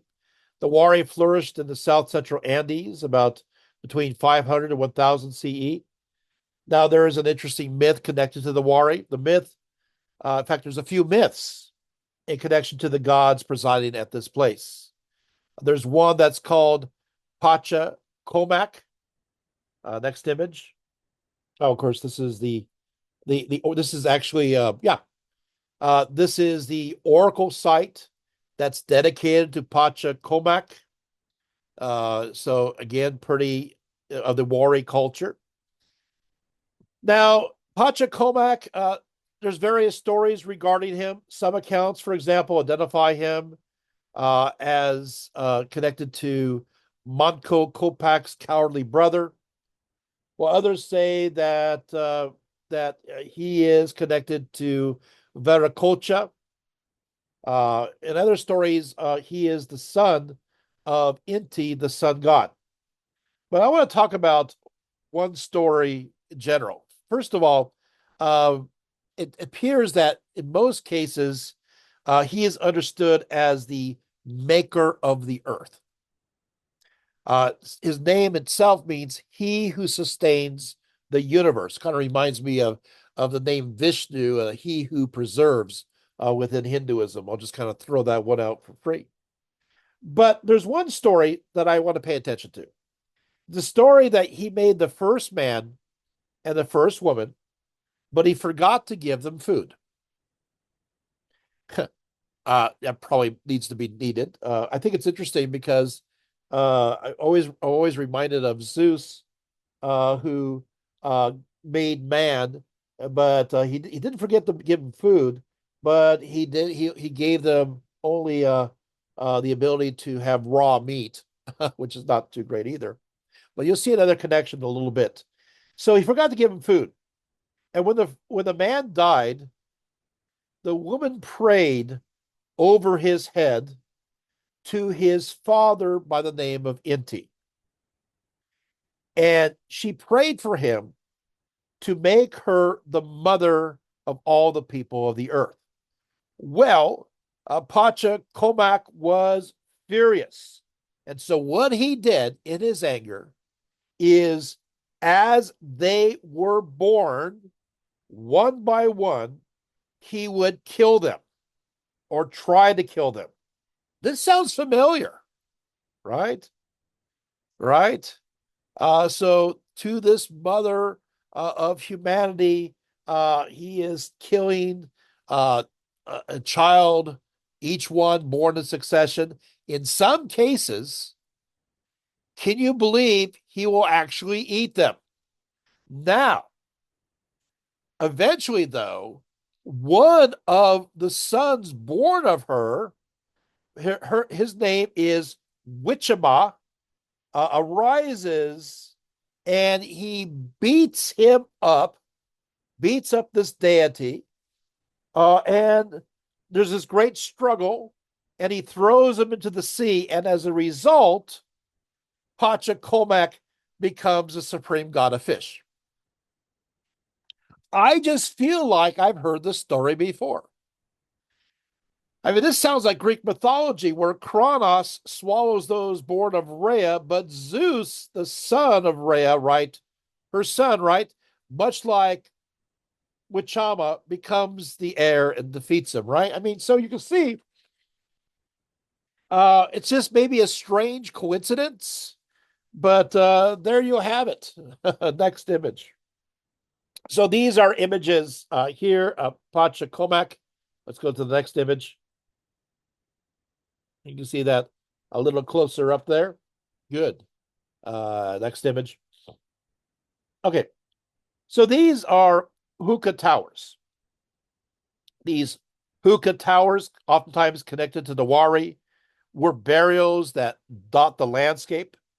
They are oftentimes rounded towers on the hills near Lake Titicaca that appeared to have something strange going on. Let's go to the next image. We're not sure what is happening, but many scientists have come to see that these towers. You can see that these towers taper wider rather than thinner as you move up. In fact, but some of them, you take a look at them, and it looks like there seems to be some kind of magnetic anomaly around it, and we're not exactly sure what it is. Next image.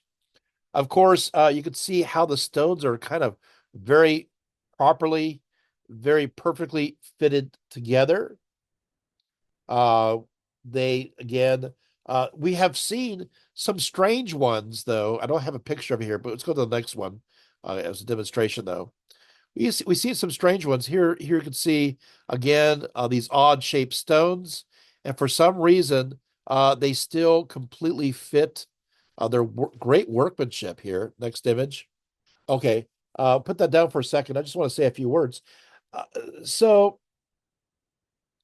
what's happening here, which I think is interesting, is that we've seen that there seems to be around the lake some magnetic activity going on, and they seem to be connected close to these towers. We're not sure why. It's a mystery. There's people out there with dowsing rods and so forth going about. And a lot of people from all different kinds of belief traditions are out there trying to explain it. One of the most interesting, though, however, is this that one of these structures that somehow the blocks seem to be thrown in one direction and other parts are thrown the other direction. It's almost like, I don't want to go too far on this. It's almost as if this tower exploded out and and there's rubble around it. I'm not going to go too far on this. I just want you to just think about this just a little bit.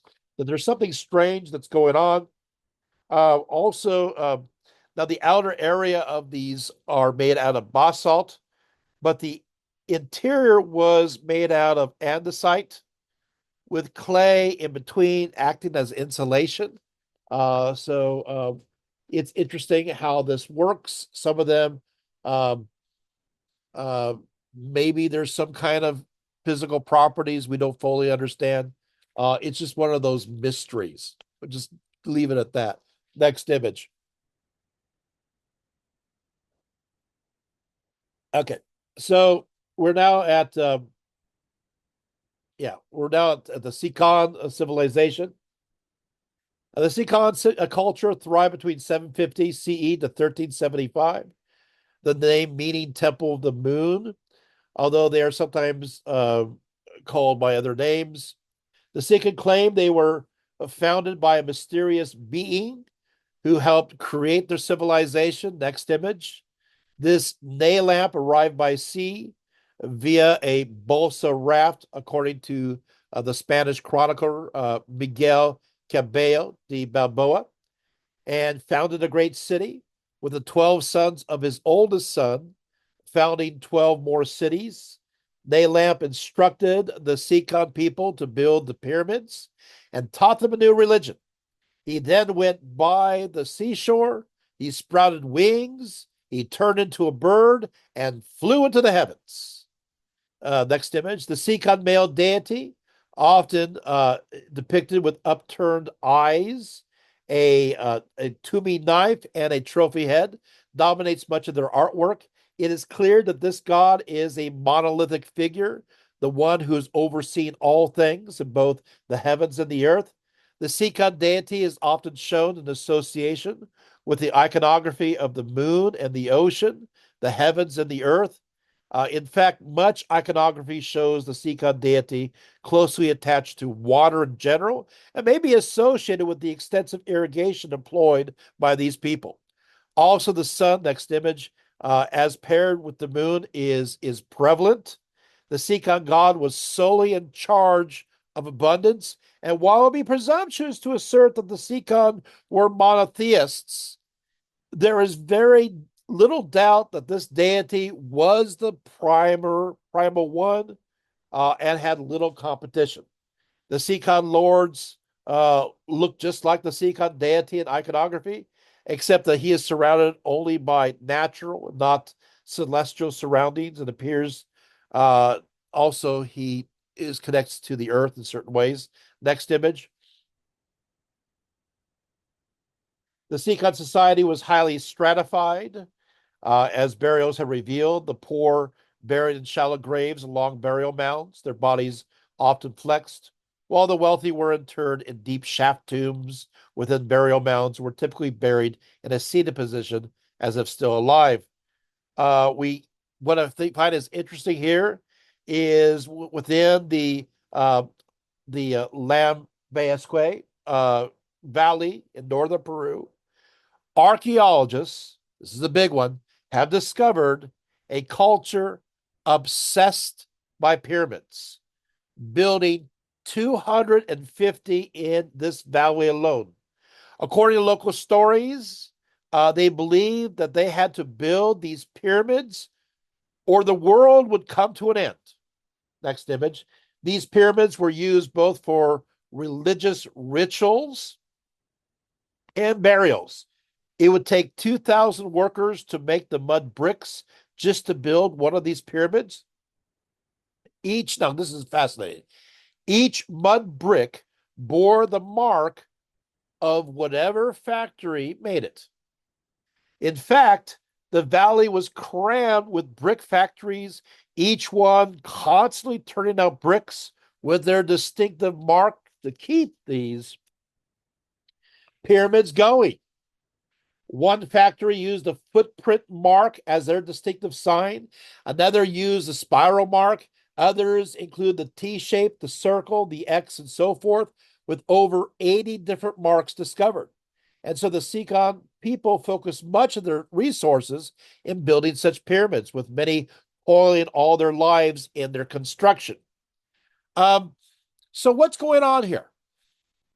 Many scholars have theories. Let's go through a few of them. It does look like there is some kind of competition of who can manufacture the bricks the fastest, and of course, hopefully well made, and the fastest, and in competition with the other ones. Is there some kind of boon that they receive, each of these factories, that the more bricks they contribute to these constructions, the more blessings they will have, or the more protections they will have from possible disasters? We do not know. But we do know that there seems to be some sense of pride with their images, so that they are pressed with their markings, their symbols. But again, we just simply don't know. The pyramids follow two different designs. First, there were T-shaped mounds, usually a low mound with a short central ramp, providing direct access to the top of the mound, and was used for public rituals, which we oftentimes see in Mesoamerica, while the second was a taller mound, characterized by steeper sides and having a zigzag ramp to reach the mound top, where a sacred enclosure was positioned and was used for private rituals, which reminds me of some Mesoamerica, but also the ziggurats that we see in Mesopotamia. The next image, the second capital of the Sikon was focused at a place called the Sikon Precinct. It was dominated by the pyramid Huka Lora, El Moscan, La Venatas, and others. But around 1020, we know from dendrology that there occurred a major drought that lasted for 30 years. The Sikon people tried their best to appease their deity of abundance, to assist them in their struggles. But apparently, the drought only became worse. El Nino floods also inundated parts of their lands, as we know from around 1100 CE. Apparently, the people blamed the nobility for this disaster. For between 1050 to 1100, they burned and abandoned the shrines built by them at the Baton Grande. Some surmise that the ancestral cult may have become too demanding, but these are only theories. A new capital for the Sikon people was established at Tukumi. Next image. Both the Sikon deity and the Sikon lord disappear from art, revealing the blame for the earlier disaster probably fell to their traditional gods and his representative servant on earth. In this new capital covering 540 acres, they created 26 pyramids back to back, side by side. They were all solid structures without rooms inside, and their tops were cut off to create, as you see here, huge open spaces. It must be said that there is no evidence that they were built specifically to be tombs or temples. Great ramps provided access to the tops of these pyramids. Again, we don't know, right? They have also found the remains of a 35-year-old man, complete with jewelry and feathered headdress, who most likely lived there. There, it is believed that that the 26 pyramids here supported 26 palaces for 26 rulers who were in charge of the valley and who were deemed as gods. So each one of them made their own special pyramid, and they sat on top and were worshipped as gods. Next image. Fascinating, right? Those of Peru believe the mountains were where the gods dwelled, and because of their placement, this is where the rain came from, and there and these were viewed as possessing protective powers. So to build a pyramid meant that one was building a mountain, and the hope was to be able to recreate or capture the divine power of abundance as well as protection. These lords hoped to capture this power for themselves, and just as the gods lived on top of the mountains, well, these lords lived on top of their pyramids, right? Yet these pyramids were built as if in a frenzy. This was like an all consuming activity, suggesting a fear of something they needed to be protected from. Of the three major cities that have pyramids, none of them existed in the same time, with each one following directly after the end of the previous one. The Pampa Grande was built first, and then a couple of hundred years later, the city was abandoned, and the Batan Grande was built, and then after another couple of hundred years, this city was abandoned, and then Tucumbe was built just before the abandonment of all three cities. The tops of these were set on fire. The debris on top of the Tucumbe pyramids was as thick as 2 meters deep. The fire, in fact, was so fierce it even melted the stone. There's no evidence for an attacking army in connection to these fires, so they may have indeed been self-lit. Why would they burn their own pyramids? Fire is viewed as a purifier to cure against evil in ancient Peru. So these sites were viewed as evil, possibly, or they're maybe believed as being attacked by evil. We just simply don't know. Then, of course, we do know that a giant wall of water hit the first city by the name of Pampa Grande.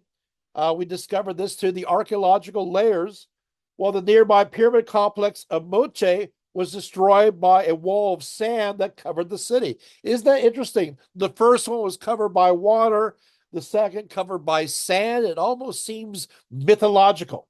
The El Niños that severely hit this region caused both of these violent natural disasters. The El Niños were the supernatural force that kept the people here in constant state of fear. The rains would have washed away their crops, people would starve, plagues would spread amongst them. And so the second deity and later the gods were viewed as angry with them. And by deduction, the lords of the pyramids were viewed possibly as having failed in their ability to protect them, and they were destroyed. There's evidence that some of this kind of happened amongst the Mayan further up. They turned against their own lords. Yet, as for Tucumbe, there was not a natural disaster apparent in the archaeological record. So what happened there? Archaeologists discovered next image. I think I have a picture of this. I may not. Yeah. Have discovered a two-laned walkway that went into the city, which had a series of right-angled turns that moved around the temple, which was the ritual heart of the city. This was the place where people went to make offerings to appease the gods. A series of offerings were actually found here. The stone at the center of the temple represented the mountain and the power of the gods. They believed by such offerings they could control the world. But towards the end, we see from the archaeological evidence, they moved from these benign offerings to sacrificing people, with bones discovered by this temple, revealing decapitation, which is the traditional method of death. 119 bodies were discovered here, inclusive of women and children, the youngest one being 5, and were at the top of the 5 layers. Human sacrifice is typically conducted at the very worst of times. With forensics, there's no sign of trauma. The cut marks were smooth and not jagged, and the arms gently placed to the side, revealing that they did not struggle. They were given seeds that paralyzed the body, but left the person able to know what was happening to them, which is not too great. With these seeds discovered, by the way, outside of the temple, the chest was then sawed open, and the heart was then ripped out. In one of the structures were multiple images of mysterious birdman, uh, such glyphs often referring to gods or men who come from the sky. Of course, carvings of birdmen are everywhere about Peru and even Bolivia, but we still don't know what happened to them. Anyway, moving on to the next image. And you can see again what's left over of this civilization. All right. We are now Tiwanaku, 300 to 1000 CE. We are almost at the Inca, but this is the pre-Inca civilization. Uh, the Tiwanaku civilization was originally located in western Bolivia, but eventually spread to Peru and Chile. It thrived from 300 CE to 1000 CE. Andean scholars often assert that the civilization was a precursor to the Inca. Um, Next image. The Tiwanaku tended to be more polytheistic, with one of their most important gods being Veracucha, who was both the creator of many worlds and the destroyer of them as well, being portrayed as a deity of constant action.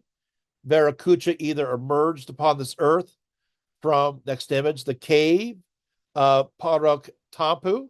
Next image. There's I guess that cave is not going to be shown. Okay, so we'll just go to the city itself in a little bit. We'll take that down. I'll just keep talking. Okay, so what happens is Veracocha either emerged upon this world from the cave of Paruku Tapu or Lake Titicaca when all was in darkness, and then brought about the luminaries, the sun, the moon, and the stars. Next, he wished to populate the land and so breathe life into large stones, creating the giants. They were the ones who made many of the great buildings with their towering strength. He breathed life into the smaller stones and created humans. He instructed the giants and humans not to fight, but both races did not listen to him. Later, Veracucha regretted making both of them. Also, the giants were not very intelligent and were, well, rather violent. So Veracucha sent a great flood, known as the Una Pachacuti, to drown them, with it raining for 60 days and 60 nights. He only preserved two humans, one Andasuya and the other Kandasuya. After the flood, Veracucha remade humans out of smaller rocks from the Great Flood. He first painted these stones with certain characteristics, wearing particular clothes and doing the specific activities he wanted them to do.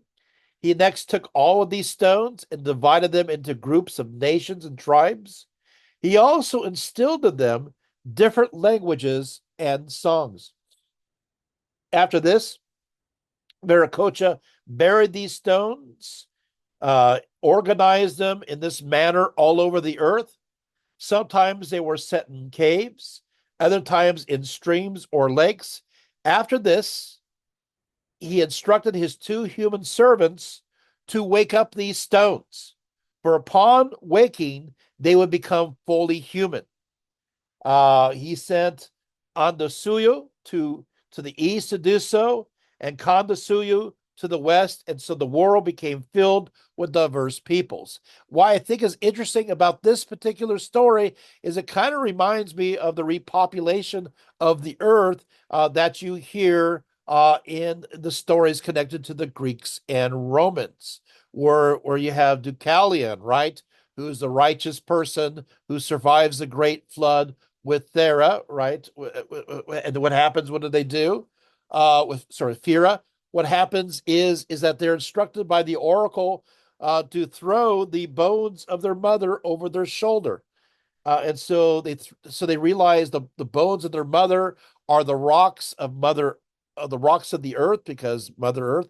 And so Deucalion, when he throws his rocks over his shoulder, that becomes men, and when Fira throws the rocks over her shoulder, they become women. This there's a similarity here. I'm not saying there's a connection, but it is still very interesting. There seemed to be something going on there. Then one day, Viracocha arrived at the Pacific Ocean and walked on the water away from them with a mission to spread agriculture and other civilized areas all over the world to his new people. He often took on the disguise of a beggar to do so. Viracocha also impressed people by his miracles. Yet whenever the Tiwanaku or the Inca needed him, he would appear to save the day. So again, we don't fully know. Local legends tell how those known as the Ursus, men of light, who once had lived in the Bolivian highlands, how they carried on the memory of the age of darkness, and also had the memory of the great flood, and then, of course, returned to the age of light.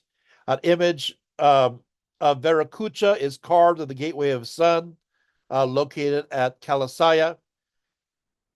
So we do have some images there. So now let's get to the main city. And so now we get back to the images at hand. So the main city of Taiwanuke was quite extensive. Satellite images reveal an occupation area that extended 285,000. You know, and of course, you have quite a few people. You have, see here, I think I'm looking here. You have the Akipana. The Akipana was a cross-shaped pyramidical structure, 257 meters wide, 197 meters broad at its maximum, as a second court at its center. The building was 7 levels, which is an important mystical number. The pyramid was covered in mud, and when archaeologists initially found it, they presumed it was an adobe structure until they began excavation work, revealing tightly fitted red sandstone blocks. Human sacrifice was unfortunately common in this culture. Next image. And you can see here, wow, it's pretty amazing, right? Next image. Of course, you have the gateway with the great god at the center there. Next image. Let's kind of move through these a little bit. This is the subterranean temple. It also has gates, 4 of them dedicated to the sun. These gates are made of andesite. It was quarried about 7 kilometers away, 70. The court's facing side of the best preserved gate of the sun has only the main doorway that's cut through. Next image. Let's take a look at that doorway. There we go. And it kind of looks like a Roman arch, does it not? Next image. You also, everything is perfectly lined up, almost in a mathematical sense. Next image, kind of moving through these a little faster. And you see these heads. It's very curious. They're not consistent. Some people have elongated skulls. Others have a moderate skull shapes. Some have thin noses. Others have larger, wider noses. They seem to be, some even have a beard. Next image. So they somehow maybe represent different kinds of gods or different kinds of peoples, or we're not sure. Maybe it does tie into the legend of the sowing of the seeds of different stones, becoming different races of humanity. But it's still, we don't know. Next image. Of course, we have, of course, the famous monolith. Next image. We take, of course, to take a look at these stones, right? So these stones, they look. What is interesting about them is that they are perfectly smooth. These are polished gray andesite. This is a volcanic rock mixed with red sandstone blocks. There is no mortar between these stones. Next image. Um, and you can see them just kind of laying around everywhere. These the andesite. It's interesting that the stones appear to be of secondary usage from possibly somewhere else, and they are very smooth to the point of almost being machine quality in its smoothness. Uh, let's take a look. Next image. This is you can see just the quality here. Next image. I mean, look at this. You can see there's almost like this the sense of reproduction here. They're all exactly the same size. It's like they're just pressed, right? Pressed out of a mold. Next image. They're kind of, H-shaped. And you can see these, how it's almost, again, just very clean cuts. Next image. And you can see here, with a leveler, it's perfectly smooth in every way. Next image. And so this has left people kind of scratching their head how amazing their abilities are. You also have the Fuentes Magna Bowl, which is very puzzling. That comes from the civilization because, uh, well, it looks like there's writing on it. Next image. The problem is it looks like cuneiform. Next image. Next image. And you can see this at the very top. You have this image of a god holding things together with two snakes on either side. Okay, let's move on to the Inca. I'm going to keep this briefer, but I want to at least get to the Inca so we can understand the Inca. The name Inca is derived from the name of the ruling family from the Cusco Basin, and eventually became one of the same as the people of the Andes Valleys. The earliest king, next image, Manco Capac, who lived around 1200 CE, was believed to be divine, the son of the sun god Inti and the moon goddess Mama Kila. Accordingly, Manco Capac was the Inca leader that first moved into the Cusco Valley, defeating the three small tribes living here, and established the city of Cusco in a marshy area located between two rivers, roughly where the main plaza of the city is today. Next image. It is believed that Inca believed that Manco Capac was sent to Earth along with his siblings by his father Inti. This is the sun god and his mother Kili, the moon goddess. In one version of the story, the Inca emerged from the cave of Parti Tombo, also known as the House of Production. I think this is where we will see the cave. Next image. Okay, well, this is actually an image here of the mother goddess Kila, so you can see what she looks like. Very good. Next image. All right, and so yeah, this refers to, of course, the idea of the house of production, the cave at Parque Tambo or Tambu, the house of production, located at Tampu Tahuki Hill. Next image. The Inca language. So basically, what happens here is you have this cave. This is an image of what is believed to be the sacred cave. Let's just keep on moving here. Okay. Okay, so what happens here is that let's talk about the rulers. Okay, so historically, in their mythology, iconography, and manner of architecture, the Inca appeared to have very direct links to the previous Tiwanaku civilization, right down to the worship of the same creator god, Viracocha. The prosperity of the Inca state was dependent upon the ruler. The Inca ruler would travel by a sedan chair through their kingdom, and all were to go out before him barefoot, holding gifts to him to show the respect. Typically, the Inca king was to act indifferent to their adoration and would never address his audience directly. He also wore each outfit only once, after which it was burned in the ceremony. It was seen here a king, Pachacuti, Inca, and his son, Topa Inca, who truly inaugurated the aggressive imperialistic phase of the Incas, extending their civilization north to modern Ecuador and Colombia. and to the Mala River in the south. This king asserted Inca dominance. He also made sure that the Quichua language became the definitive language in the entire area. So you have the establishment, in a sense, of one language unity. He also implemented the policy known as Mitima. Mitima is a strategy that first made their very well organized bureaucracy dominate every aspect of life. So every aspect of life was dominated. Second, it imposed their religious system upon all those subjugated. And third, they relocated the newly conquered peoples so that their ties from their ancestral roots were broken, and so making them more malleable for adaptation to the Inca way of life. Again, that's very Assyrian. Their children were immediately indoctrinated in special schools to turn them into loyal followers of the Inca. As for the fate of the defeated chiefs, their skulls were converted into drinking vessels. Pretty brutal. So you have the Inca Empire.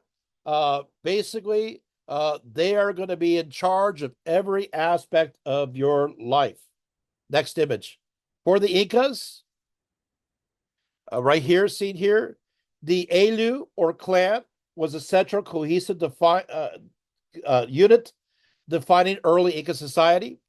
All relations with those outside of the clan were conducted by the Curacaas, which was the chief of the clan.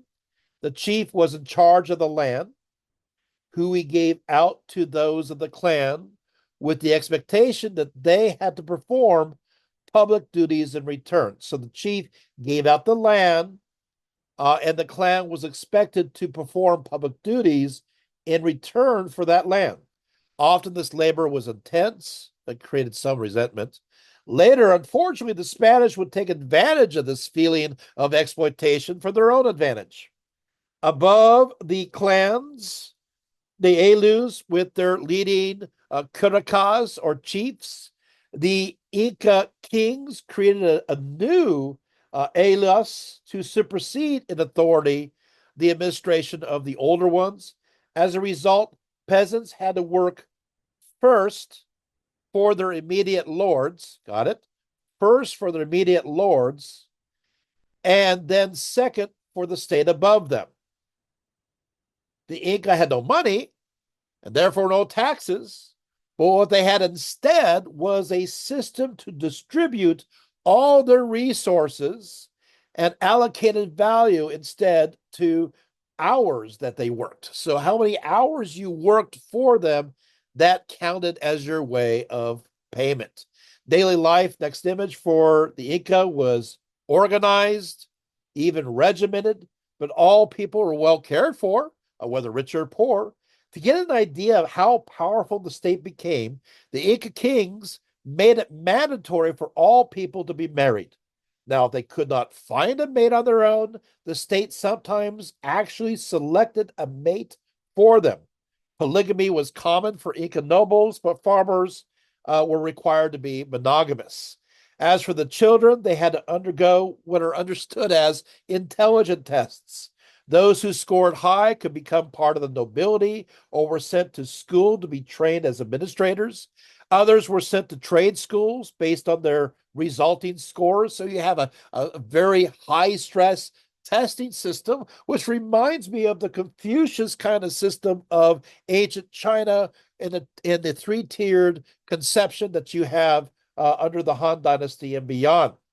Girls went through a coming of age ceremony known as the combing of the hair. The girl was sent to Cusco to one of the temples to meet with a designated priestess. During this ritual, this priestess then combed the girl's hair. And as this priestess combed the girl's hair, she then chose her new name. Following this ritual, they could become either brides or princesses of the rulers.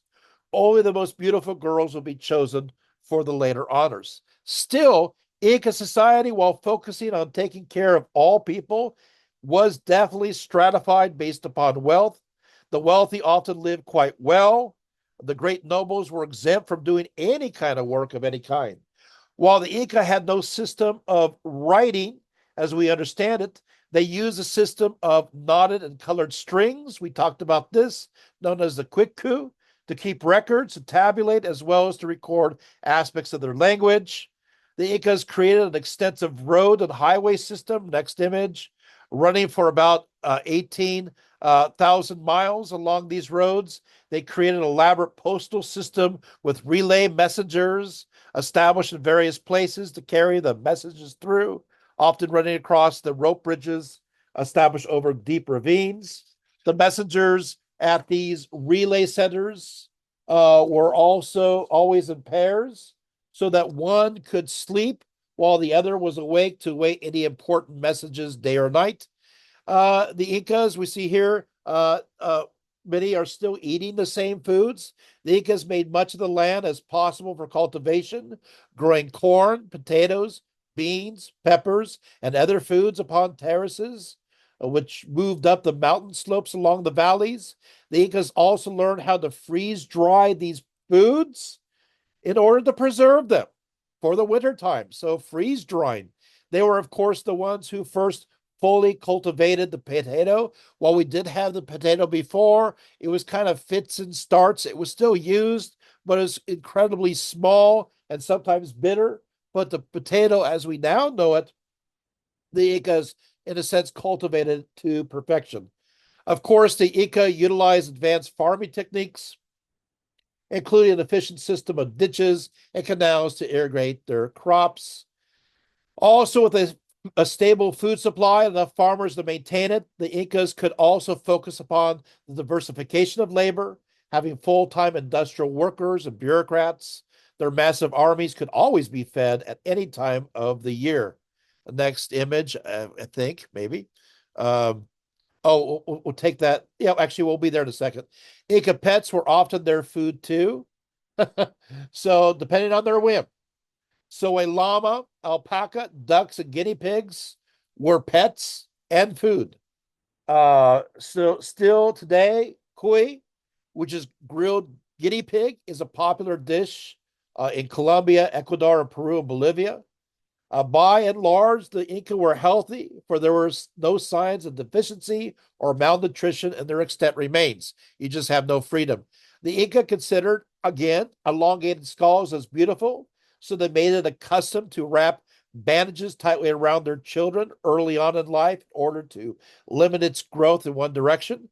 Archaeology has revealed that these customs, of course, were long practiced beforehand. The Incas also had other modifications, especially stretching their earlobes. In fact, often their earlobes hung down to their shoulders. Because of this, the Spanish name for the Incas was basically was big ears. Um, the Inca, next image. Here we go. Show the elongated earlobes here. Next image. Oh, yes. And of course, they had advanced forms of irrigation. You can see this here. Next image. And you can see the terracing.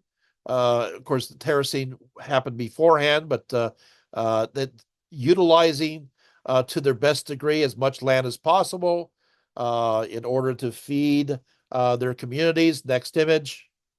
Okay, here we go. Incas also had were very successful in skull surgeries.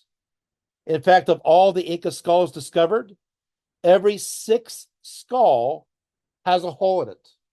We know that those operated upon survived the procedure, for scar tissue reveals this fact. And why were these surgeries so prevalent?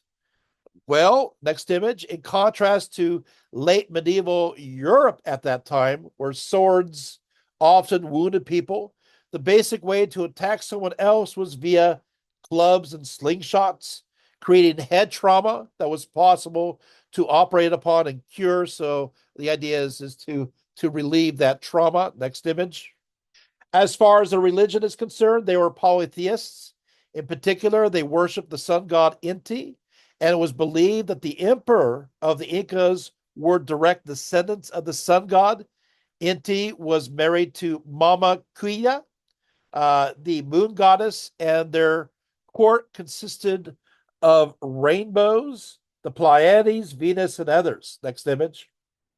Uh, Here's the moon goddess right there. Unlike many other deities in Americas, Inti was considered benevolent for the most part. Inti was specifically instructed to give the arts of civilization as well as humanity. Uh, Next image. In a curious twist of local highland regions, during the rainy season, the sun was actually more intense, hotter, and brighter, while during the dry season, the sun was less intense and weaker. Because of this, the Inca attributed the sun's heat as causing the rain to come, watering the crops. Inti was then understood as the god of rain as well as the god of sun. Next image.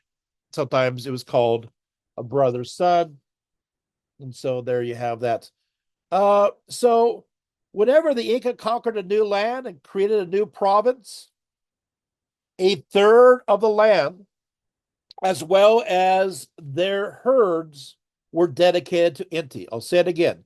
Whenever the Inca conquered a new land and created a new province, a third of the land, as well as their herds, were to be dedicated to Inti.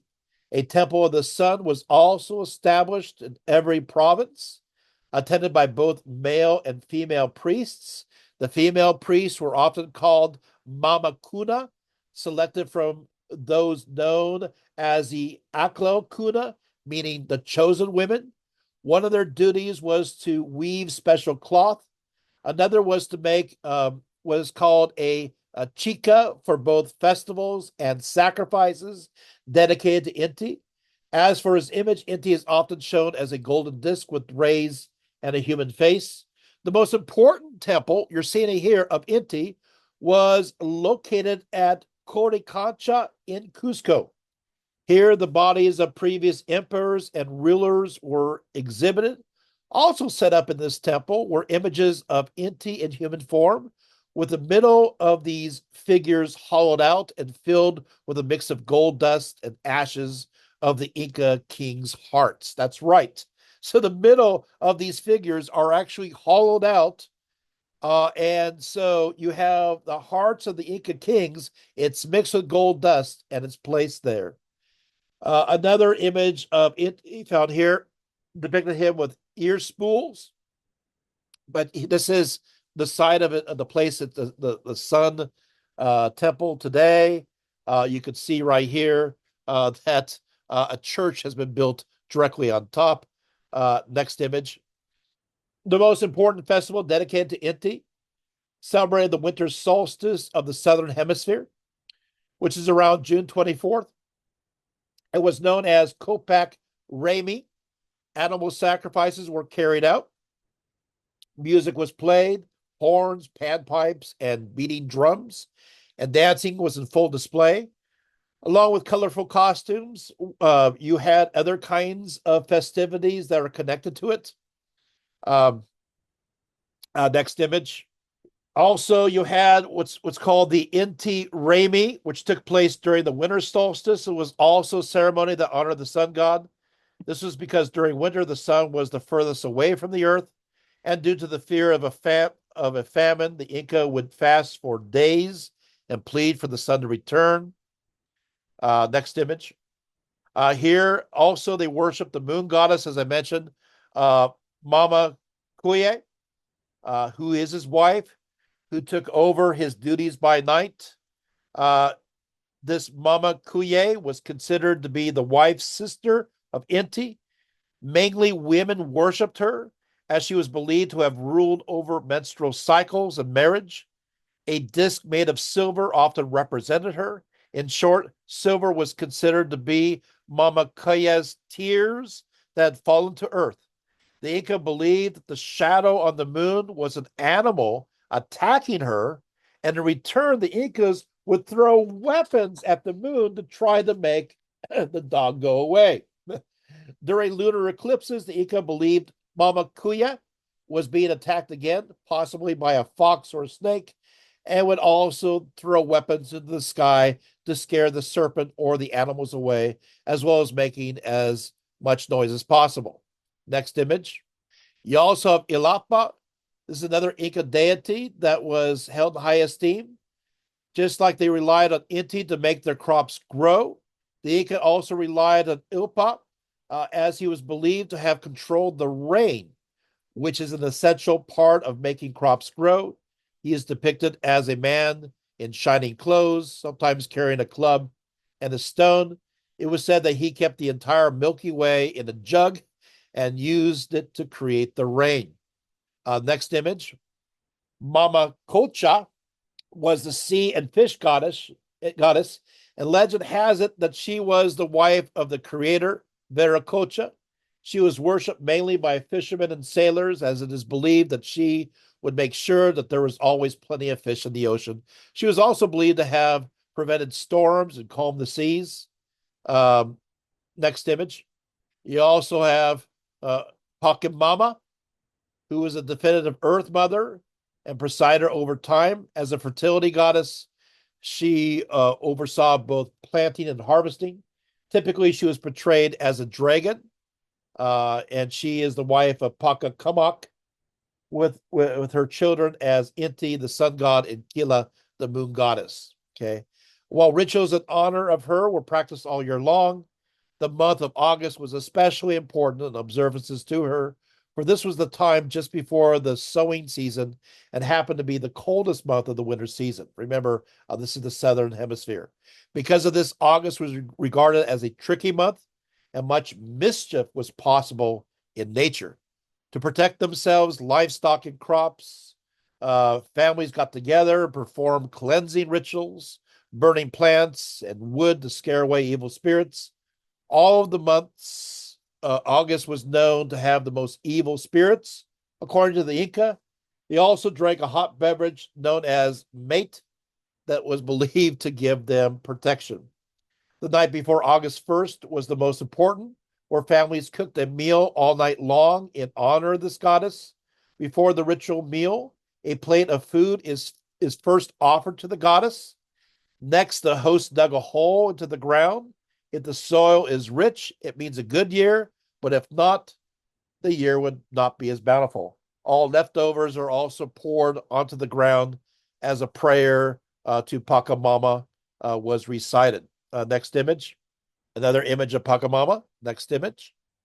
The Inca universe was divided into three parts.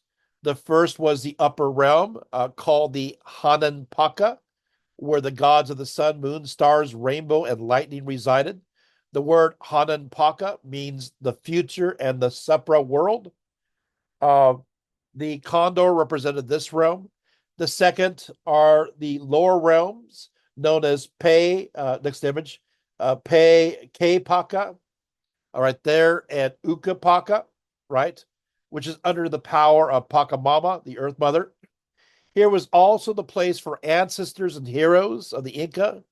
The word Ucapaca means the past and the interior world.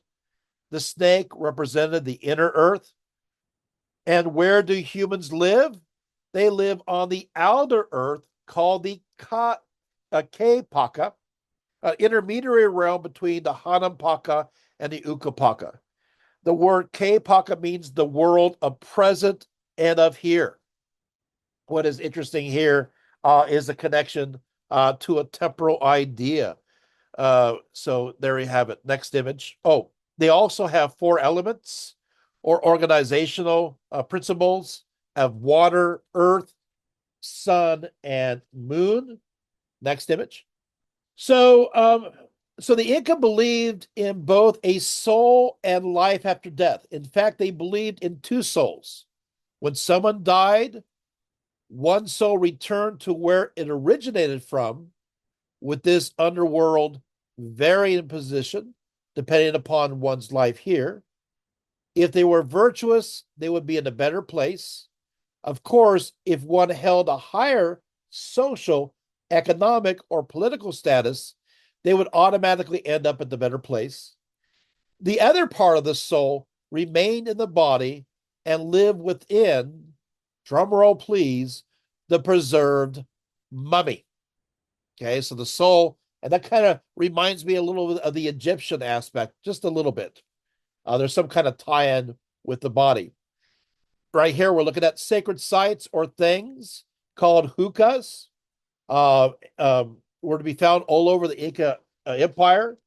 In short, they are a product of early animism and are material objects or places believed to be filled with deities. Here's one here.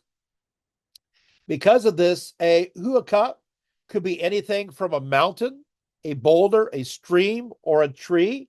It could be a temple or ritual object. Even pottery could carry the spirit of a deity. Next image. Here's a stone. That's holy. The typical way to communicate with a huaca is either through prayer or sacrifice. Sometimes the sacrifice included humans, most commonly, unfortunately, a small child or a slave. To die as an offering, however, was considered an honor. Huacas were placed into wall niches or rectangular holes in homes too, with offerings brought to them. These offerings were believed to create balance both in nature and society. Next image. Uh, you have, of course, I don't know how these ended up here. That's fine. These still connect to the idea of a hookah. Uh, that works. That still works there. So you see these kinds of images once again connected as sacred places. Next image. Here we go. We also have what are called Ica stones. Uh, these are sacred stones. They're still made by the Inca today because they are so close to the ancient sacred stones of the Inca. Sometimes the makers are arrested. So these stones are believed today to ward against poverty. Images are cut into rocks, including animals, fish, snakes, and humans. Next image. Here's more of them there. Of course, you also have divination. I'm skipping sections here. Next image. We'll get to there very soon. Um, so while the Inca did not practice cannibalism as a food source, it was practiced within religious rituals and either connected to sacrificial rites, regeneration, or even during warfare. The Inca believed if one consumed the person, they also received their power, their potency, even their abilities. Two forms of cannibalism were practiced. First, what is called exocannibalism, which was a form that involved eating the flesh of an enemy to prove one's power, to finalize the humiliation of the defeated foe, and to take revenge on their companions. The second form um, is cannibalism, where the dead person's bones would be ground into dust and mixed into a potion to be drunk by the family and other relatives to preserve within them the kinship groups and the essence of the dead. So one is used in a positive and one is used in a negative. One of the most important sacrificial ceremonies was called the Papacocha and involved the sacrifice of children. Unfortunately, we're seeing something here. First of all, every year, children were selected from throughout the Inca Empire and were then trained and prepared for the ritual. When the time was right, they were sacrificed to either the sun god Inti or to Viracocha. If it happened to be a time of drought or famine or war, the gods were believed to be upset, and in this case, more children may be selected to appease them. Typically, the ceremony first took place at Cusco. Then the sacrifices continued along the sacred roads that linked the capital to the provinces. Here they would be either, unfortunately, clubbed to death, strangled with a cord, or having their throats slit. Next image. Before a burial would then take place. Another alternative action would be buried alive in a constructed tomb. These practices served purposes, first of all, to renew the bond between the Inca state and the people of the provinces, and to confirm the Inca's lordship. So once again, you would have these lines of sacrifices that go from Cusco all the way out to the provinces and is believed to connect them all. So there you have it. Next image. Okay, so the religious beliefs of the Incas actually encouraged imperial expansion, for it was tied up with the cult of the mummies, which was a fundamental part of Incan ancestor worship. As for the rulers, once they died, they were mummified, dressed up in the finest clothing, placed in the sacred chamber, and every now and then joined various processions during state ceremonies. Since their spirits were still tied to the preserved corpses, these ruler mummies were often asked for advice. They were, in a sense, living relics. But because these ruler mummies continued, listen up, continued to hold the property they had in life, the problem was that there was only so much land.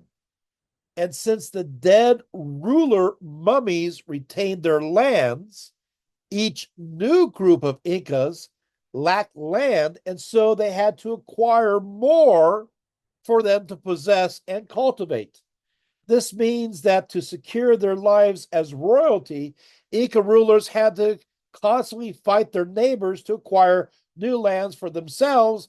Meanwhile, you have these other lands, earlier lands that were owned by these mummies that were either ritualistically kept clear or just kind of overgrew. Great land wasted. As mentioned, the Inca were very much into venerating their ancestors, especially related to their mummy cult. During the month of the dead, mummified relatives of the royalty and the wealthy were removed from their crypts, redressed in new clothing, and then ritually fed.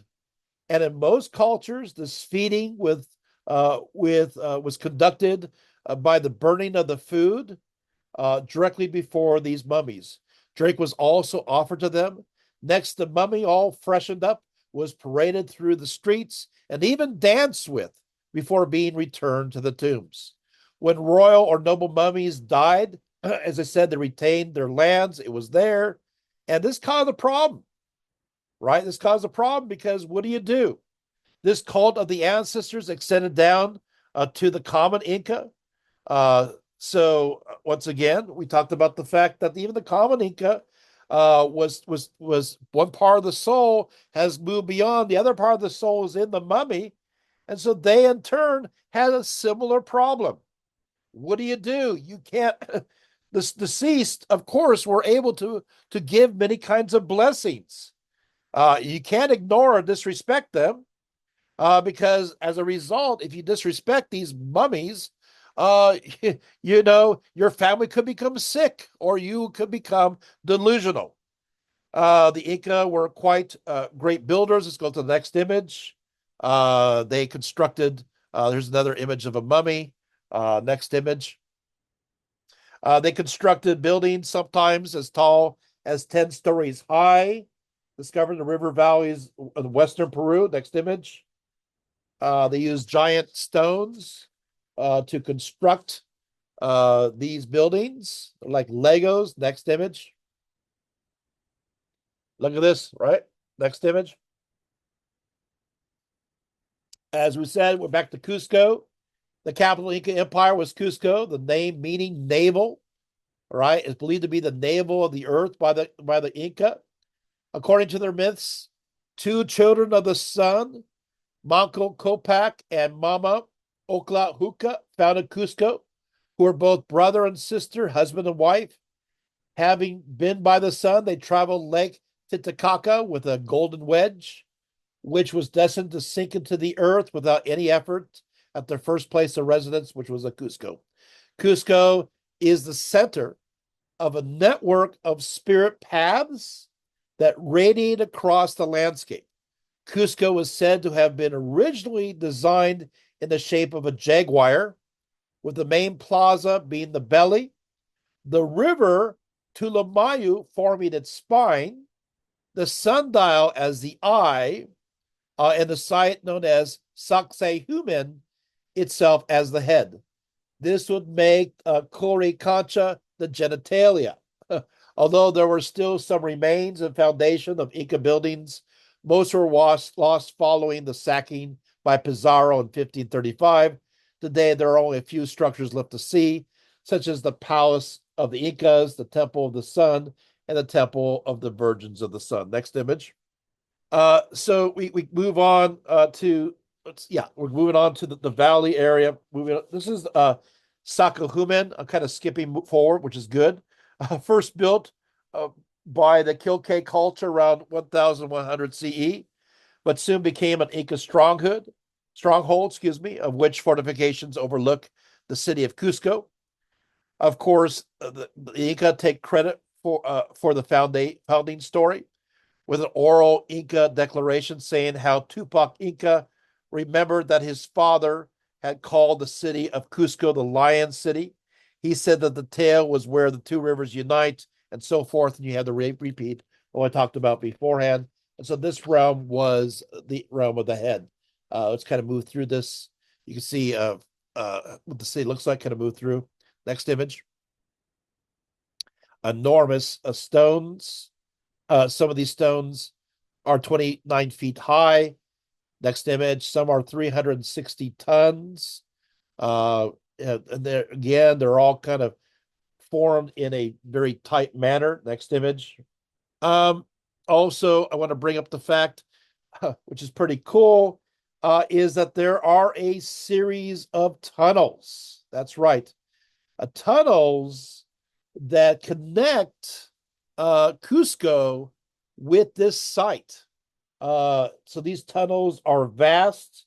They are indeed a labyrinth. The only problem is this to this day, we don't know where they all go, and people go down there and they get lost and are never heard from again. Next image. So if you want to go and explore, make sure that you go with a guide. These tunnels connect to mystical lines or that irradiate from Cusco, and they're considered sacred for their own sake. Next image. And so we have, of course, you have another site called Sayoite, and you can see again how well formed it is. These great stones. Next image. This is the Temple of the Sun, if you're wondering. Yes, next image. We'll get to Lake Titicaca. We'll just kind of move through this. Next image. So terrace fields and so forth. Next image. This is kind of interesting. This was discovered, and it looks like an image that represents a city. Next image. Once again, more ritual sites. Next image. So let's keep on going. Next image. Next image. Okay, yeah, this is yeah, keep going. Next image. Uh okay, so of course this is a very interesting place. It's connected, it's considered a mystical doorway that or a portal. It's called the Gate of the Gods. This giant doorway is carved into solid rock, but it doesn't go anywhere. The Spanish also called it the doorway of the devil. Of course, they would.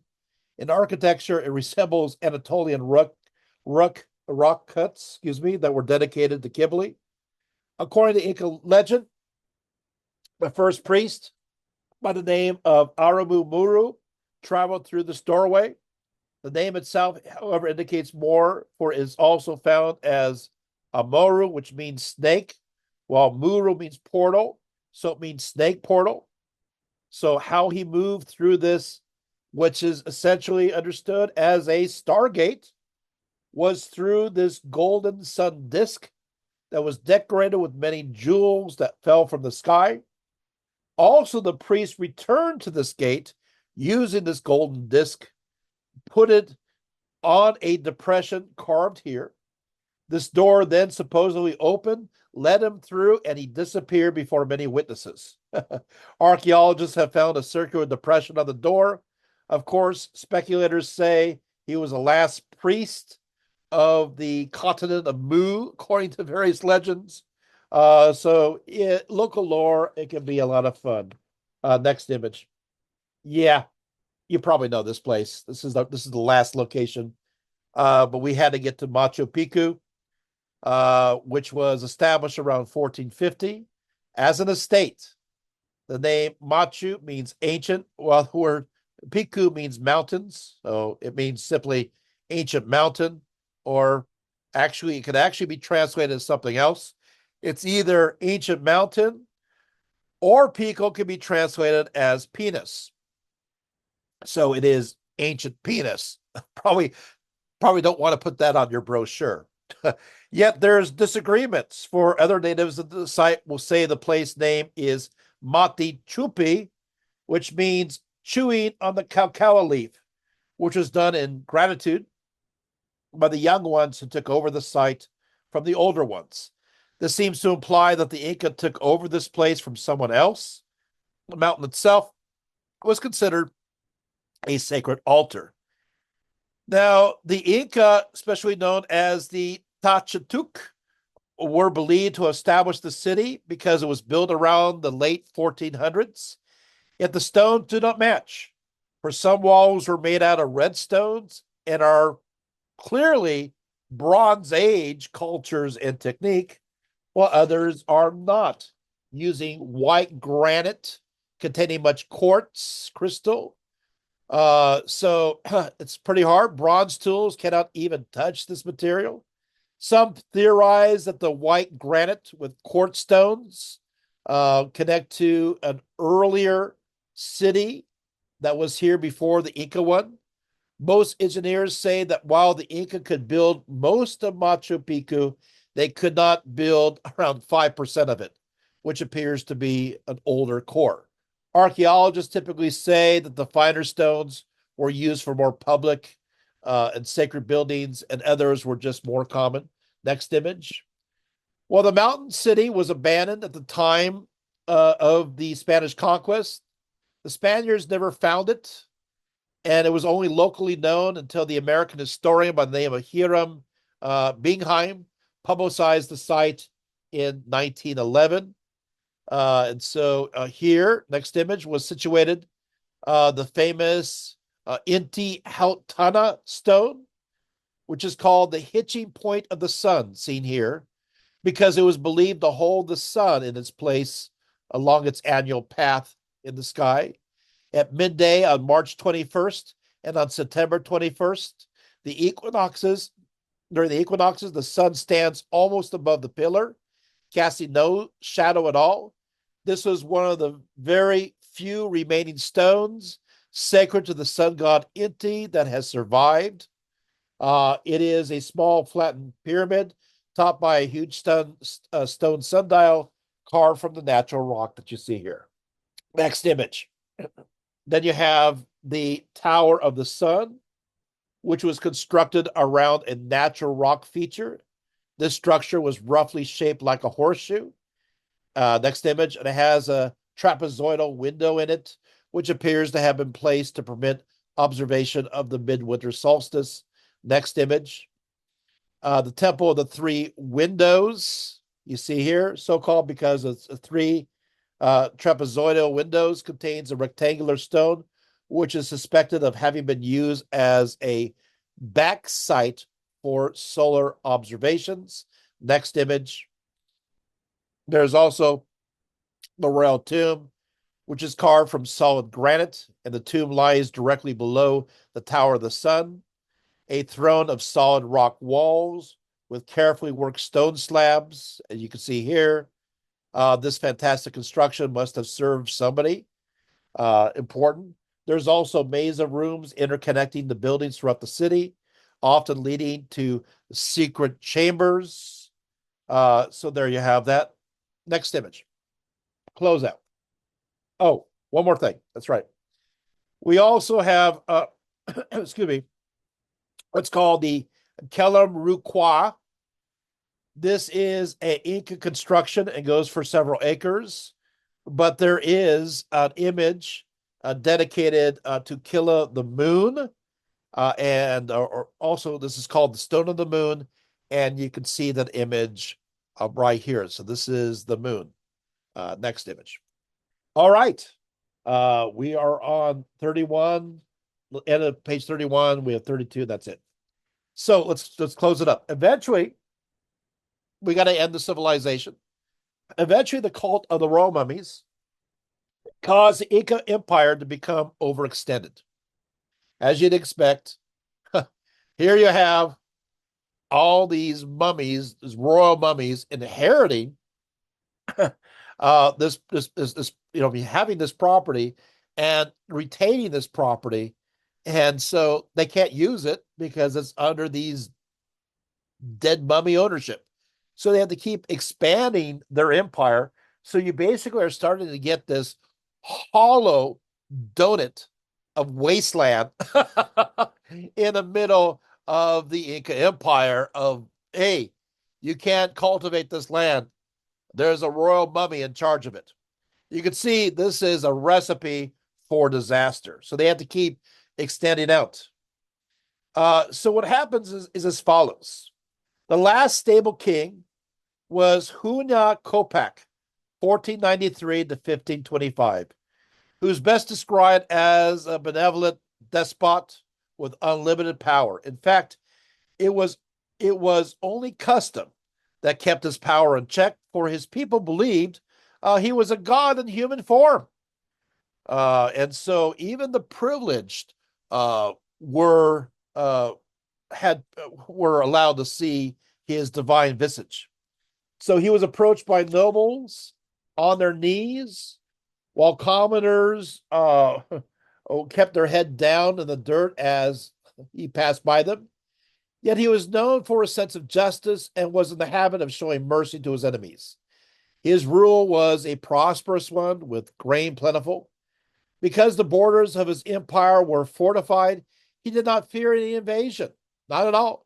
But just in case, he had an army of 50,000 in his disposal. 50,000.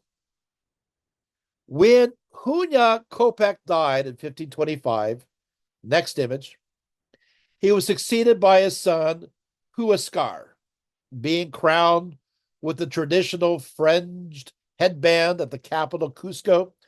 One of the biggest problems facing him was this royal mummy cult.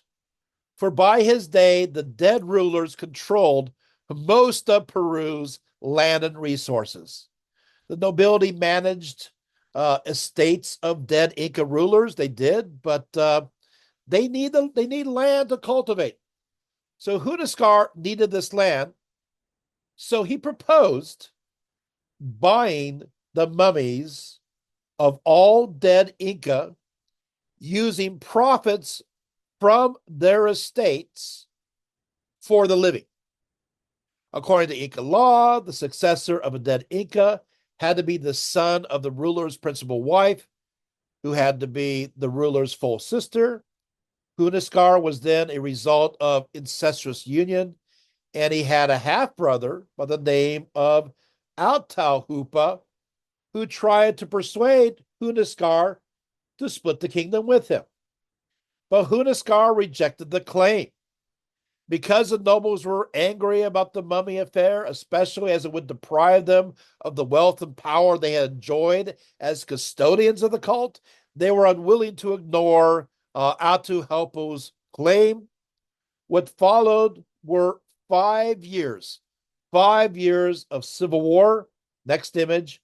In the end, oh, I guess I didn't have the image. Well, that's fine. In the end, Atahualpa was victorious, turning his brother's skull into a drinking vessel. But the Incas, after 5 years of fighting, were completely exhausted from the prolonged war. So what's going on here?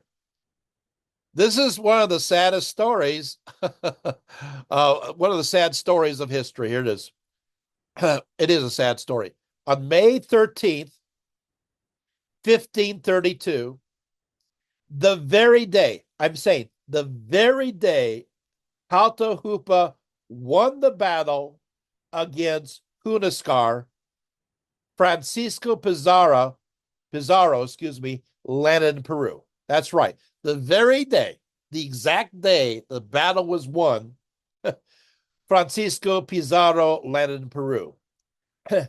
And they're exhausted. They just had 5 years of civil war. And as Atahualpa headed towards Cusco, To be coronated as king of the Incas, Pizarro too headed for the very same destination. At the provincial town of Cuyamarca, Atahualpa was told the Spanish were following him. And so Atahualpa planned to lure the Spaniards into a trap. There was, after all, thousands of Inca troops around. So obviously there was nothing to fear. Now, Pizarro had invited Atahualpa to meet in the central plaza of Cuyamarca. Atahualpa, of course, accepted the invitation because this is just simply what you do with the bodyguard unarmed, so he would not give any offense. Pizarro knew that if he could get that Inca, he could get the kingdom of gold. You see, here's the problem. The Incas failed to understand how much of a threat the Spanish were to them. They were told that their swords were much like a woman's weaving batons, and so quite harmless. As for their guns, they saw them as fire sticks of the gods of thunder, and so attempted to pour beer down the barrels to appease them. Some believe the Spaniards from across the sea were connected to the creator god Viracocha, the one who gave them their civilization. Viracocha had sailed away. Perhaps he had become displeased and decided to come back. The Incas had no point of reference for which to understand the Spanish and were ill prepared for what was to come.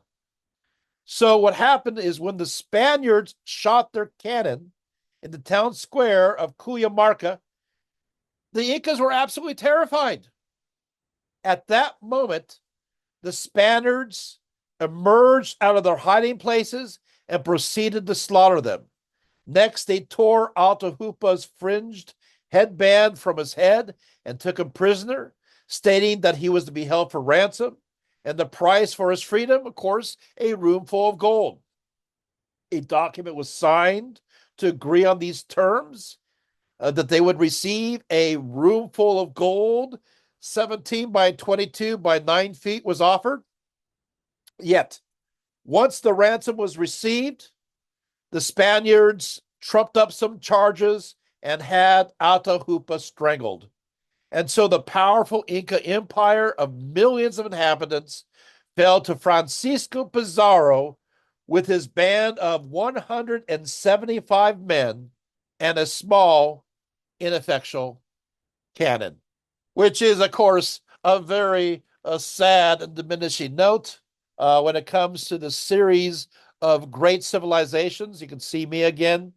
So we have exhaustively covered much of the history of the Andes. I'm hoping that this taste test, so to speak, of these different cultures, these different kingdoms, these different empires, these different sites may have whetted the appetite for you to want to see some more, to learn some more, and to decide which one of these happen to be your favorite.